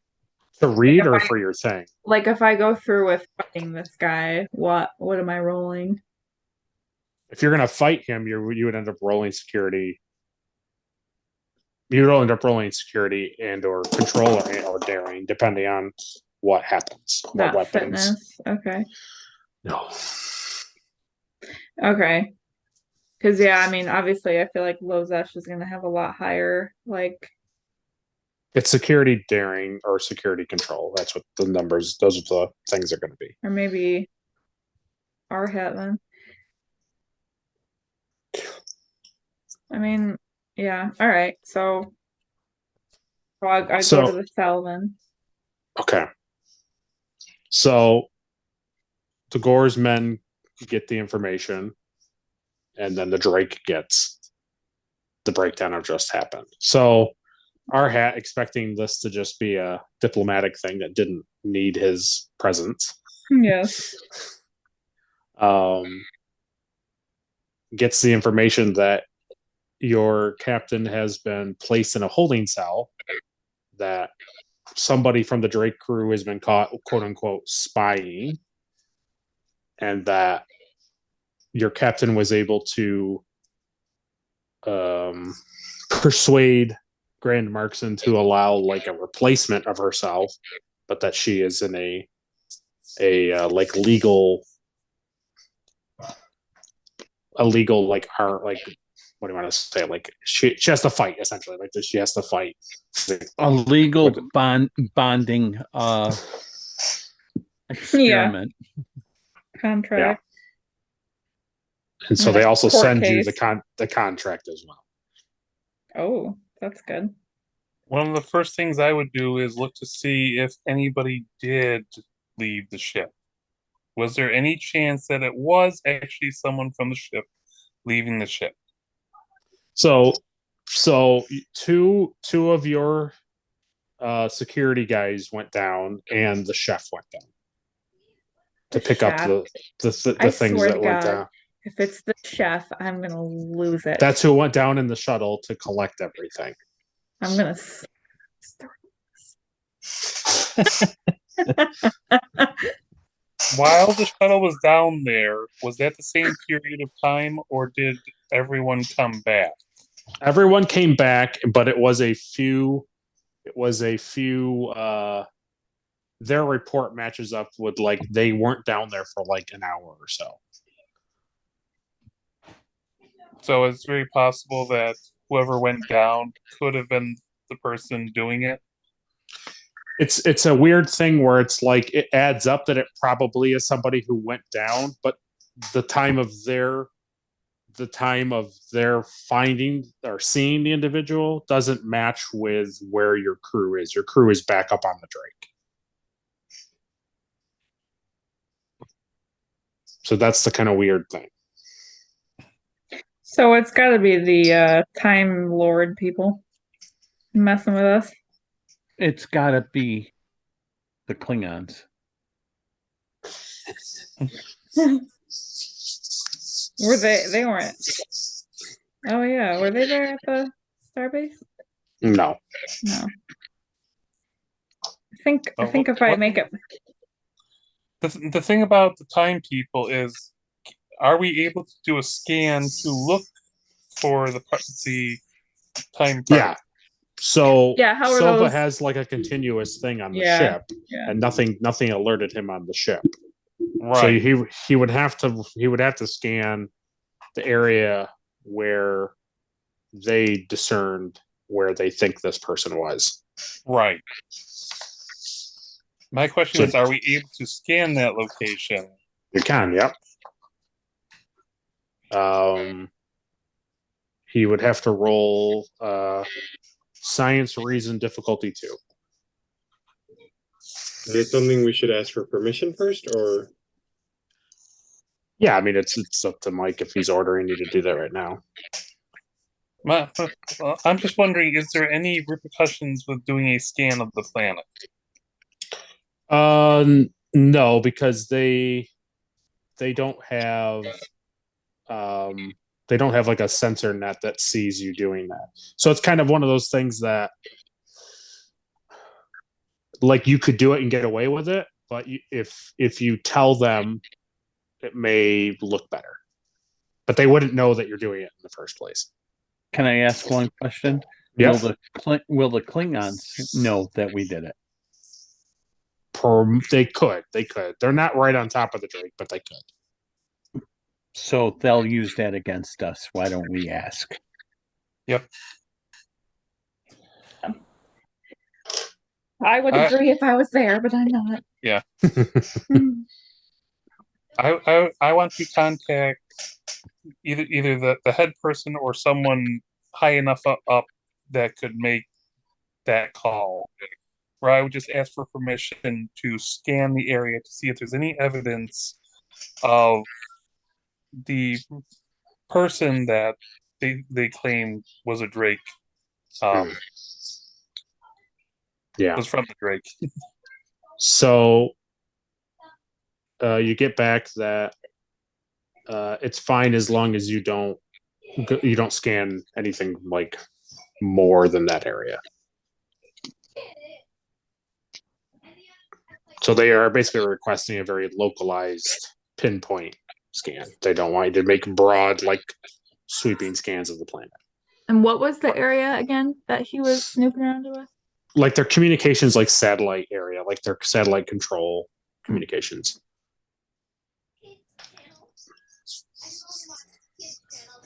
So since we have permission, Lieutenant Silva, do the scan, check for temporal reading, check for any evidence of anyone that isn't supposed to be on this planet. Okay. And so it's science, reason, and then let's have John roll sensors science for the ship. 2d20 for me. 1d20, sorry, yep. Sensors and science. So John's rolling a 10. And I'm using a momentum to buy an extra dice. Okay. I got a 5, so Nice. we're good. Okay. I got 15. I got 2 successes. Okay. Wait, hold on. Let me check. Am I doing a radioactivity scan? Yeah. So one of them would be doubled because I got a 3. Okay. So that's Okay. So I So got that's 3 successes, and then his was a 5, and is that within the ship's? Yeah, the ship was 10. Is that Yeah. the ship's No, sciences? Ship science is a 3, so that does not. Okay, so it didn't. Okay, So so we 3 get- successes. So we got 1 extra. Yeah. So I'm gonna put it back. Okay. So when you scan, nothing comes up. There's no particles at all.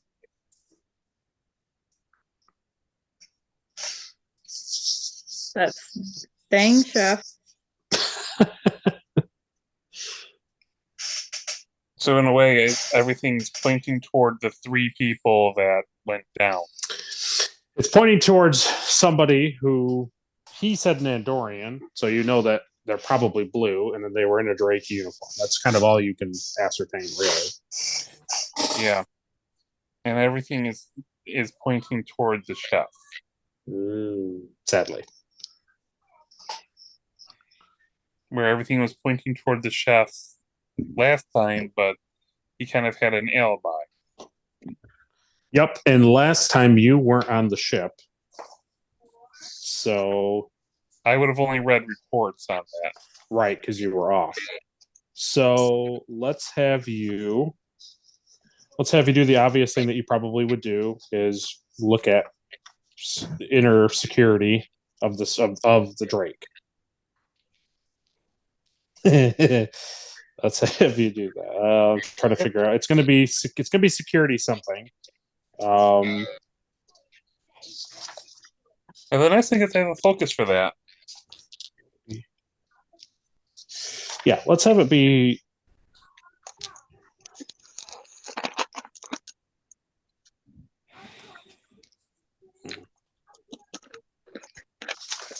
I'm gonna have reason, security reason. Or would it be presence?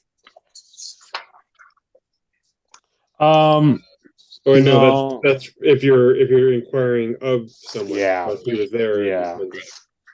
So it's going to be difficulty 3, Mike. So it's security reason difficulty 3. I'm going to use one of our momentum to buy an extra dice. Give myself a little bit better of a chance. And security is 5, reason is 8. So I need 13.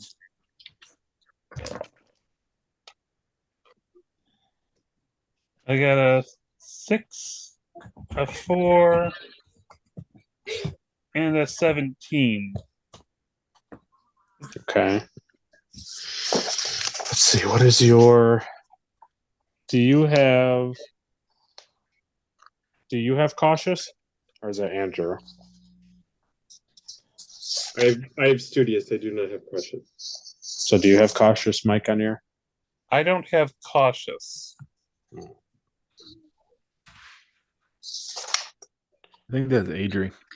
Okay. Yeah, it's me. I'm It's dead. you. Constantly watching this is Mike. Okay. Yep. Detect danger.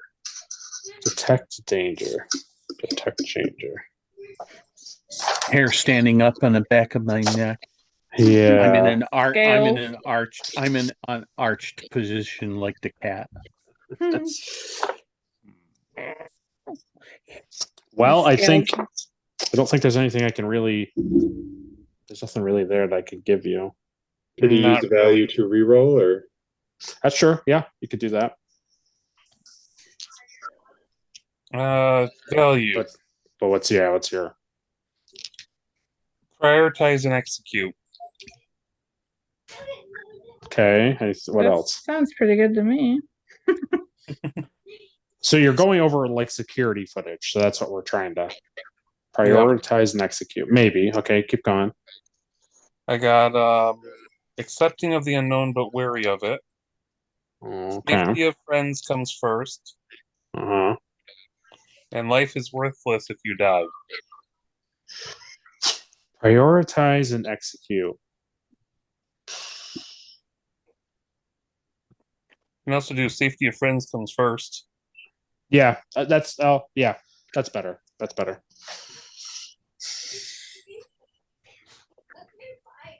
So you can so it just allows him to re-roll one, Andrew, right? I mean, that's what we did last time. Yeah, okay. That being said, he doesn't view anybody on the ship as a friend. I'm his best friend. I don't know what you're talking about. 8. Okay. So I got my third. Okay, so what was you rolled a 4, right? Yeah. So what's your number for command? Command is 4. Okay, so you have a focus in looking at like security footage? Yes, it's computer security protocol. Okay, so that'll be 4 successes. So we're back up to 6 momentum. Yeah. Oh, wait. How did we get back up to 6? I thought he had 4 for his 4. He had 4, so he would have got 1 momentum. Oh, because it was only needed 3? Yeah. Okay. So then he didn't need to you want to keep the fact that he re-rolled with a value? Because then he wouldn't have needed to. Oh, because of the focus. Yeah, I didn't think about that. Yeah. I didn't think about that until just now. Yeah, we'll just use the focus as his thing. We'll let him keep his value. Okay. Yeah. My brain wasn't thinking about it. So you look at your 2 security guards, and there's nothing weird there. They do exactly what you would expect them to do. They load, they unload. You follow them. They literally finish out their shifts. They go to their rooms. They're in their rooms. You don't breach into security into their room. They don't leave. They don't seem suspicious at all. You follow the chef. The chef is really the same. He's not weird. He's not anything. There's nothing strange. So Why did the chef even go down? For the wine? Because he was taking up the food. That's suspicious. He didn't even need to be a part of that. I didn't tell him to go. Oh, well, that's what was like directed beforehand from you, basically. Wish I had thought about that better. No, the chef would absolutely go down and oversee the produce and stuff. Heck, right. Oh, not next time. so next yeah, time this is security all bros are doing it. They're gonna dump it all off in the cafeteria. Throw him off the airlock if you're so worried about him. So you watch him, and he doesn't do anything weird. He just returns to the kitchen. He's sorting. You can see that he's like sorting the things that he's got. He's putting them in different areas and putting them in places, and you can see that he's trying to like decide what to really do with it, because it's like it's weird food and he doesn't really know. Yeah. But about 45 minutes after he's back on the ship, there's a little thing that you catch on the monitor. Yes. And what you catch is, Caleb's gonna laugh. What you catch is that the footage is looping. Nice. They can't. Captain Knightley can't rage out. She's not there. So I can't ask any questions.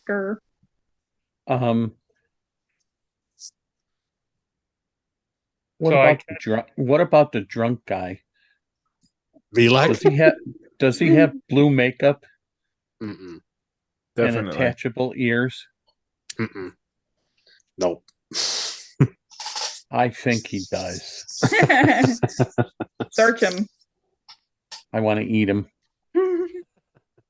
So that's what you see. You it's very subtle. It's not really obvious, but you can just kind of tell from the chef where he's standing in the galley that like his actions are sort of semi repeated. And it's a long stretch. It's not like obvious where it's just like he moved his arm up and then like 10 seconds later his arm moves up the exact same way.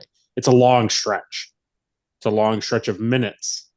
But eventually you notice that like, that kind of seems like it's looping into the same thing again. And then about of him going through the food and everything. It's a combination of him like sorting the food and him like putting the food away, and then it's a thing where the looping makes it look, it's kind of clean in the sense because it's literally him going, he picks up something, he's like washing it, he's inspecting it, he's looking at it, he's smelling it, he's going over and putting it and storing it, and then he returns and does it again. And because it's minutes apart, it's a little hard to see it just by looking at it. You wouldn't notice it being weird, but you pick up on it because of your role. So then what happens about a half an hour after that, the looping stops. So it loops for about a half an hour, probably about 5 or 6 times.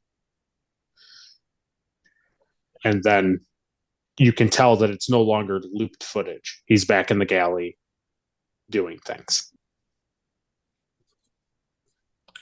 And you can trace that this looped footage, using the timestamp of the looped footage in comparison to the rest of the Drake cameras, that the cameras have essentially been like, what they show like in bank heist movies where it's like it's been still imaged. So like he's walking down the corridors, you just don't see it because the camera has been essentially like freeze framed on an empty corridor. So that's what you're able to put together. And you would assume that looking at anything else like transporter logs, there's probably not going to be much information there. But it's so much harder to take a shuttle. So that would be hard to kind of cover up because there would be multiple people being like, what's that thing? Why is that happening? It's a little easier to basically erase data about a transport. I tell you, we need to go down to the galley. First thing we need to do is gather all the information that we can find on this. I'm going to send security down there to keep an eye on him. But we need to have everything in place so that when we confront him, we will show all the details and he will have nothing to deny. Okay. Do I have my communicator on me still? Or Yeah, did they you would have your confiscate that? communicator. No. Nope. Can I contact the ship? Yeah. Nope. What do I got to roll for that? I'll let you do it. Okay. So I'm just gonna. Oh, I wish I had my little fake one. Just whip open my communicator and I'll be like, "Yo, Hello, this is House. yes. Is that you, Nightly? The static is very, very staticky. It's me. The sun is in the wrong. All right. Well, I'll talk to you later, Nightly. Thank you.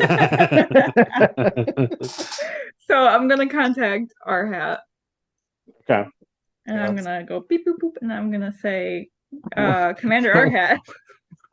What was that again? Yeah, beep boop Beep boop. Beep boop. And I'm gonna oh God, what am I doing? I'm gonna say that obviously, he's heard by now from Grand Marks and that I'm in jail. So I'm just gonna say to him, because I know that it was 2 security guards and the chef, right?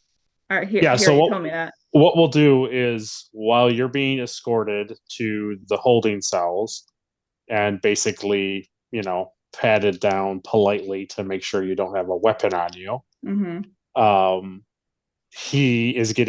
Our hat is getting like all of the information. Like he's being told what's happening. Okay. And then as he does that, because it only takes him a few minutes to receive it and then immediately look into things, it doesn't take him incredibly long. You will have essentially been given like the Caithian manner of like you get your one phone call. Ooh, cool. All right. So I'm just gonna. So he's like our hat is like just freshly, like within maybe a minute, has just discovered what's happened. Okay, with the so chef, he already with knows. with Okay. the footage of the chef. Okay. So I'm just gonna. I obviously don't know that. So I'm gonna say that. I think it's chef. Seems like it's our chef. And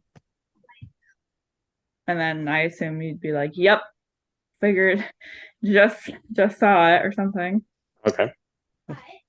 And I basically just want our hat to know that like he has all rights to do whatever he feels necessary. Like I want this taken care of, like yesterday. However you decide, you have full reign while I'm in prison. Captain, I am putting full security on to this situation to look into every detail. My concern right now is you. Yeah, I'm a little concerned too. Because it was a Klingon and an Andorian, I would have no problem taking your place. Okay. Well, let's hope it doesn't come to that. Hopefully you can gather enough information to prove what happened, or I can find something in the rules. Hopefully it doesn't come to actually fighting. But keep up what you're doing, and I'll see what I can do down here. But if it was the chef, we could always put the chef and the Klingon and see who comes up. Yeah, I agree. I'm here for that. Down with it. I'm with it. Alrighty. Yeah, that's all. Okay. Well, it depends on what you guys want to do. I can either wrap it up or we can shove it to next time because it just depends on what chain of events you want to take place here. The main thing is what do because we I'm find gonna out? have the full security team, get everybody up, get everybody on this right now. We need to have all the information in place. Okay. Because I do not want to go to the chef and the chef deny everything and us have no proof of it. Yeah. Okay. So roll what you rolled again, but this time we'll make it one less difficulty. Same exact thing. So it's a difficulty of 2 now? 2. Yeah. And I'm going to use another momentum. So you're going to take this new knowledge of seeing the footage loop, and you're going to apply it to the timestamp of the bombing of the station. Good thinking. Yep. And I'm doing security or command? Security. Security and insight? Yes. Or was it security reason? Security reason. Yep, it was security reason. Yep. Yeah, insight and reason are the same number, so. Oh, okay. Nice. Okay. So I need a 13. Okay. I got 12 A 3 and a 15. So with the 3 alone, I got 2. 3. Nice. Yeah. So you got 3 successes there. So 1 success or 1 momentum back. Yep. And so what you're able to put together is that footage loops as well. Oh my God. Okay.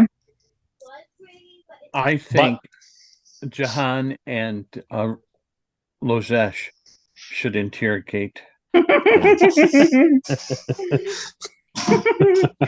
John's gonna just tell him really bad jokes until he can't handle it anymore, and he cracks. And And I'll then Lojesh growl will come in his and- ear real loud.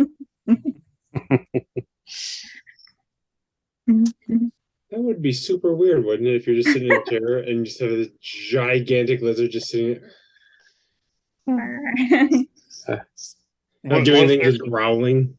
Just growling. As John tells jokes. Yeah. Were there any other coinciding records that the security could find at all? You can basically put together that original footage loops, and that also there are other cameras leading. You can then use that type of way that you're ascertaining how this security footage is messed up. You're able to then go and look at other security cameras on that night on the Drake and see that they're also freeze framed. And you can follow the path that you can see that he is going to the docking, that the cameras lead to the docking ring of the Drake, and that's how Coben said a person could get onto the starbase was through the docking port and then get into the turbo lift. That was the only way that the starbase couldn't record a person getting onto the turbo lift if they entered from an earlier position or from the docking ring in a different position. Okay, my computer just told me the battery's low. I'm grabbing the cord. Yeah, no worries. Is it still possible that he's being framed? I wonder. Possible. Just Possible. throwing it out there. I hate to believe it was him. I hate to believe that he lied to me so good.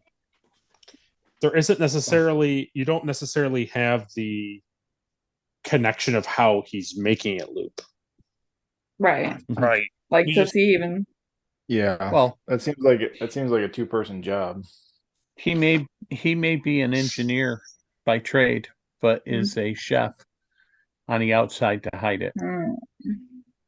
All right, I'll be right back. Didn't we scan the ship to see if there was sensors that showing if people left the ship? I don't know.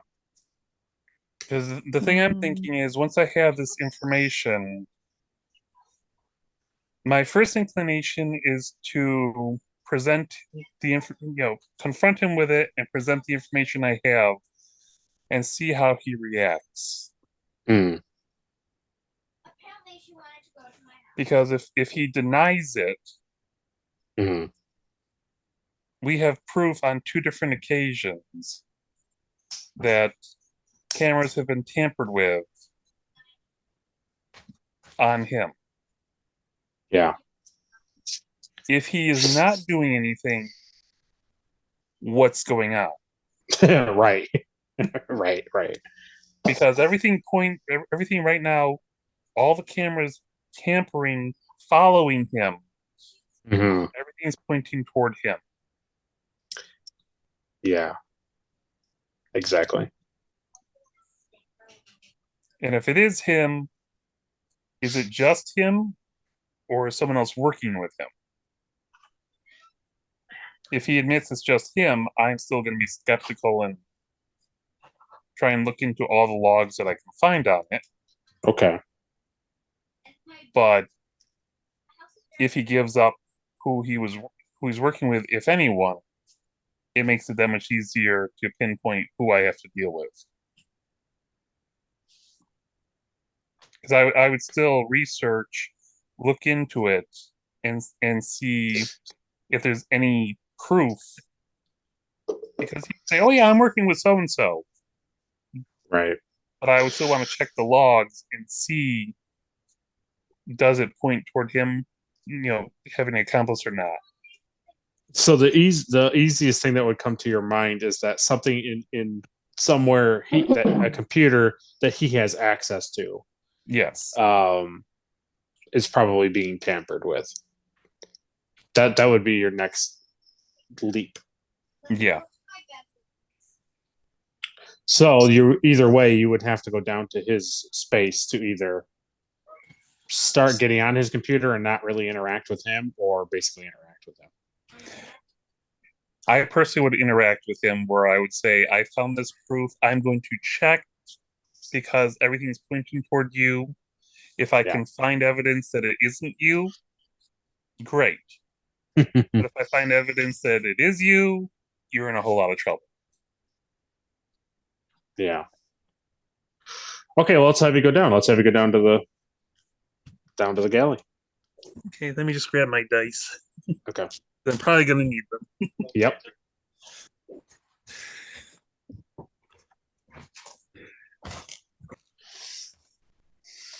Yeah, I would have all the evidence on a pad. Yep. So when I would go up with security with me as well. Okay. Yep. I wouldn't go just by myself. Just because one-on-one, it's he says, she says. But if you have extra people, there's an audience. There's witnesses. Yeah. So the door's open to the galley. He's in there. He's making like breakfast, essentially. You can see that he's like making breakfast for the ship. And he turns and he says, "Oh, Commander." And then as he says that, he sees your other security officers come filing in behind you. And he says, "Oh, what's going on?" We have some information that we found. I'm going to tell you what we found. I want to see your reaction, and I will have to check a couple things. And I show the pad. Okay. Yeah. I have. And he. Yeah, I have 2 incidents where the images are looping. And it's when the explosion happened on the base, and we just got a report that someone was around their satellite dishes. And there were only 3 people that went down to the planet. You were one of them. Oh. Gosh. And when you came up, there was looping. So I need to check your computer. If you have anything to say it now. Well, you're free to check my computer over here, but I don't have anything more to say. I don't know anything about this looping, and so he says that to you, and now I'm going to roll.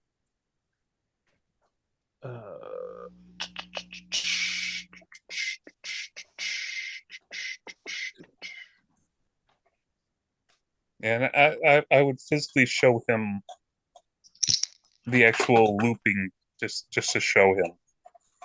Okay.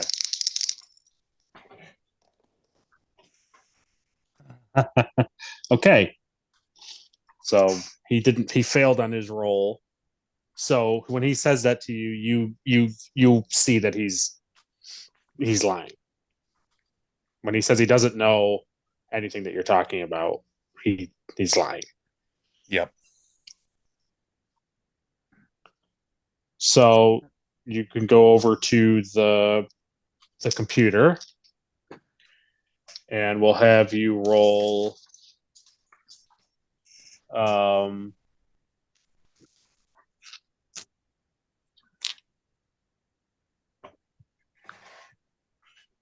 going to have you roll engineering reason.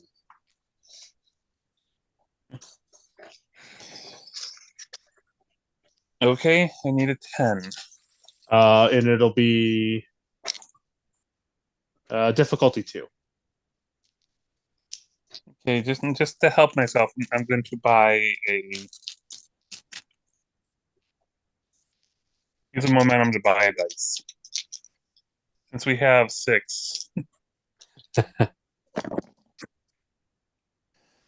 Ugh.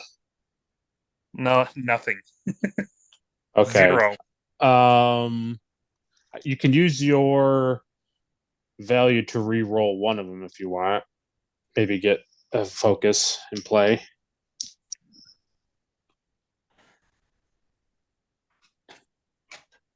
Yeah, the computer security. Yeah. Give that a try. Just re-roll one of the dice. Yeah. I don't think the value allows you to do both. Yeah. I got 1. Is it within your range of engineering? No. Okay. Nope. It's a Okay. 9. So when you look over his thing, as much as you feel like it's tied to his computer, his computer here, there's just nothing there that can confirm, not really deny, but also just not confirm that he's done it. He's used this computer to manipulate it. Right. It's something that you feel like perhaps if you had a person with better computer skills may find something, but also you're not really sure. There may not actually be anything there. Right. And I think if I don't find anything, the next thing I would do is get someone from engineering just to check it over secondary when I go, I would deal with the chef. Okay. So do you want to, are you going to talk to the chef, or are you just like detaining him and then you're going to have an engineer come and look at the computer? I'm going to detain him just because there is too much proof against him. Okay. Well, he doesn't struggle at all. He understands. He follows. And do you want to bring Clark up here to look at it? Okay.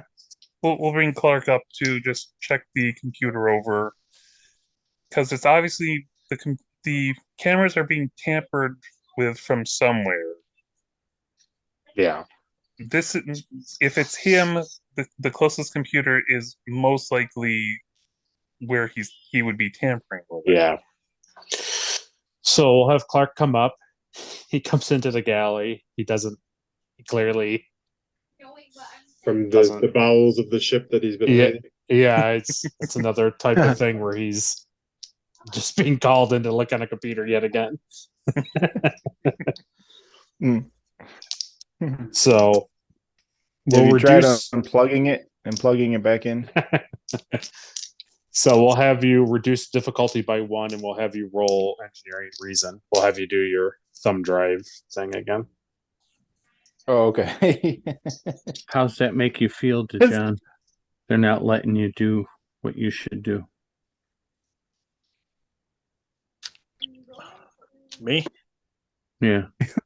I'm sleeping off the ale. The blood wine. Yay.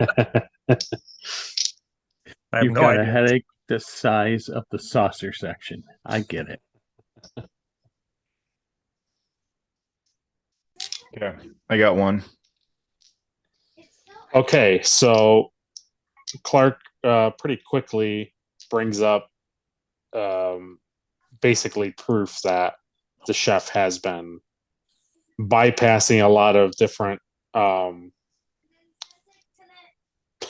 basically a whole bunch of Drake security things that he somehow has gotten. Basically, when you have put out information to your security people to like you update passwords, you update things, he's gotten access to that. So he's seen basically all the backdoor things that you've been setting up for your security guys. He's been getting access to it. So that's why it didn't trigger anything, because basically it was like no different than him having the password to the user for this laptop type of thing. Like you would just type it in and the computer doesn't know any different. So it's pretty bad for the chef. There's a lot of evidence here pointing to it being the chef. It's from his, if it's from a computer that he has full dominion over, he has full access to.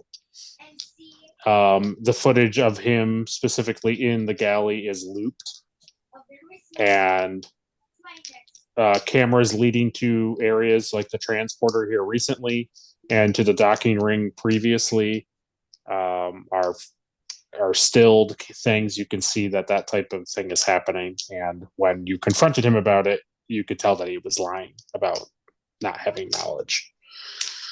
So the deck is sort of stacked against him.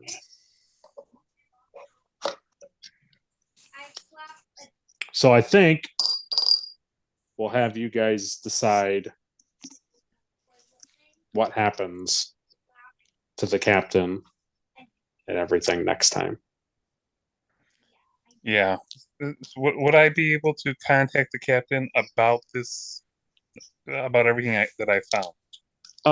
You would be able to contact essentially the holding cell area, and then you would have to basically I'll say that you would contact them, and that they wouldn't, they're a little more amenable because of the openness of everything, and that they like the captain. So it's kind of a thing where they allow her to come to their computer. Yeah, well, and talk. Yeah, it's one of those things. If they wouldn't allow her to come and talk, I would say we found some evidence, but I have to talk to my captain first, because she's the one who ultimately has to make the decision about what information we are allowed to give out. Yeah. Also, I think we should threaten the chef. Not that way, but threaten the chef with fighting the Klingon. Ooh.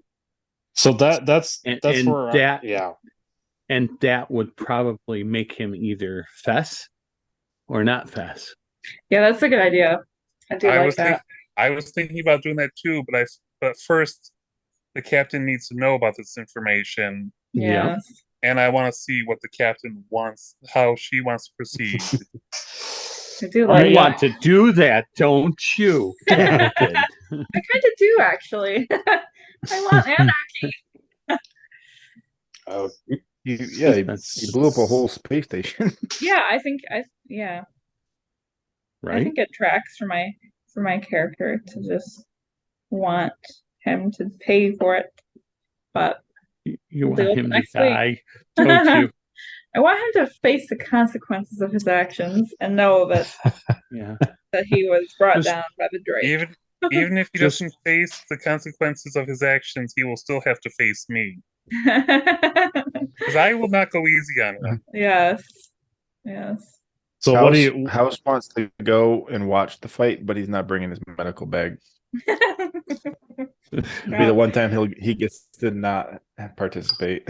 We all make choices, young man. True. Some are bad, some are good. Some are gray. So what leaning do we have as we conclude here? For what? Are you guys gonna use the Klingon, the ceremonial battle with the Klingon as a means to get him to break, or are you going to definitely literally opt to put him in the arena? No, I'm not going that far just yet. Depends on how much cheek he likes to give me. We need information. We need information from him. Yeah, we can't just kill him. That's not what I we're personally about. would definitely use the information of, hey, you screwed up. They want you to fight a Klingon. You can talk, or you can go down there. Your choice. Yeah. I think I could use my composure focus, maybe. Or I'm sorry, my persuasion to persuade him to talk. I have persuasion and I have negotiation to use. Very good. So we're definitely gonna talk to him. We're not just gonna throw him to the Sounds good. Because I can negotiate, I won't send you down if you give me information. Yeah. Yeah. Yeah, Sounds we're like outside a of plan. Federation rule at this point. So we'll just play out that like you're having that conversation with him in the cell. Like what you're saying is what you're conversating with him, that like this is the position that we're in right now, and that like you're not looking too hot, and this is the situation. Like we have the upper hand here, where we're able, the captain's able to switch out. She doesn't have to be partake in this thing. And basically you indicate that like there's not really it wouldn't be any hurt feelings about sending him down in her place. Yeah. And that perhaps the Cathians may also agree with it, because once they realize it was physically you who were doing this, that they may enjoy that more properly. So that basically that spikes his blood pressure pretty good. And he basically indicates that he's willing to play ball, but he won't basically kind of what Caleb got at was that like if you put him down there, like you'll never know anything. So he kind of leverages back that like if you put him there, you'll lose out on knowing things.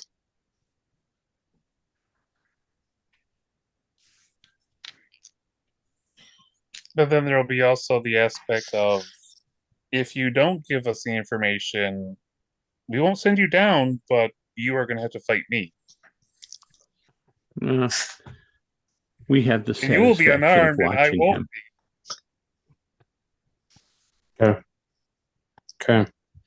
So I think the thing to think about is the thing that you guys, the captain will have read as we conclude here, is that in the documentation, not really far into the documentation of this battle, this one-on-one kind of fight, there is a way to combat with the person in a non-lethal way that doesn't necessarily have to be to the death. Okay.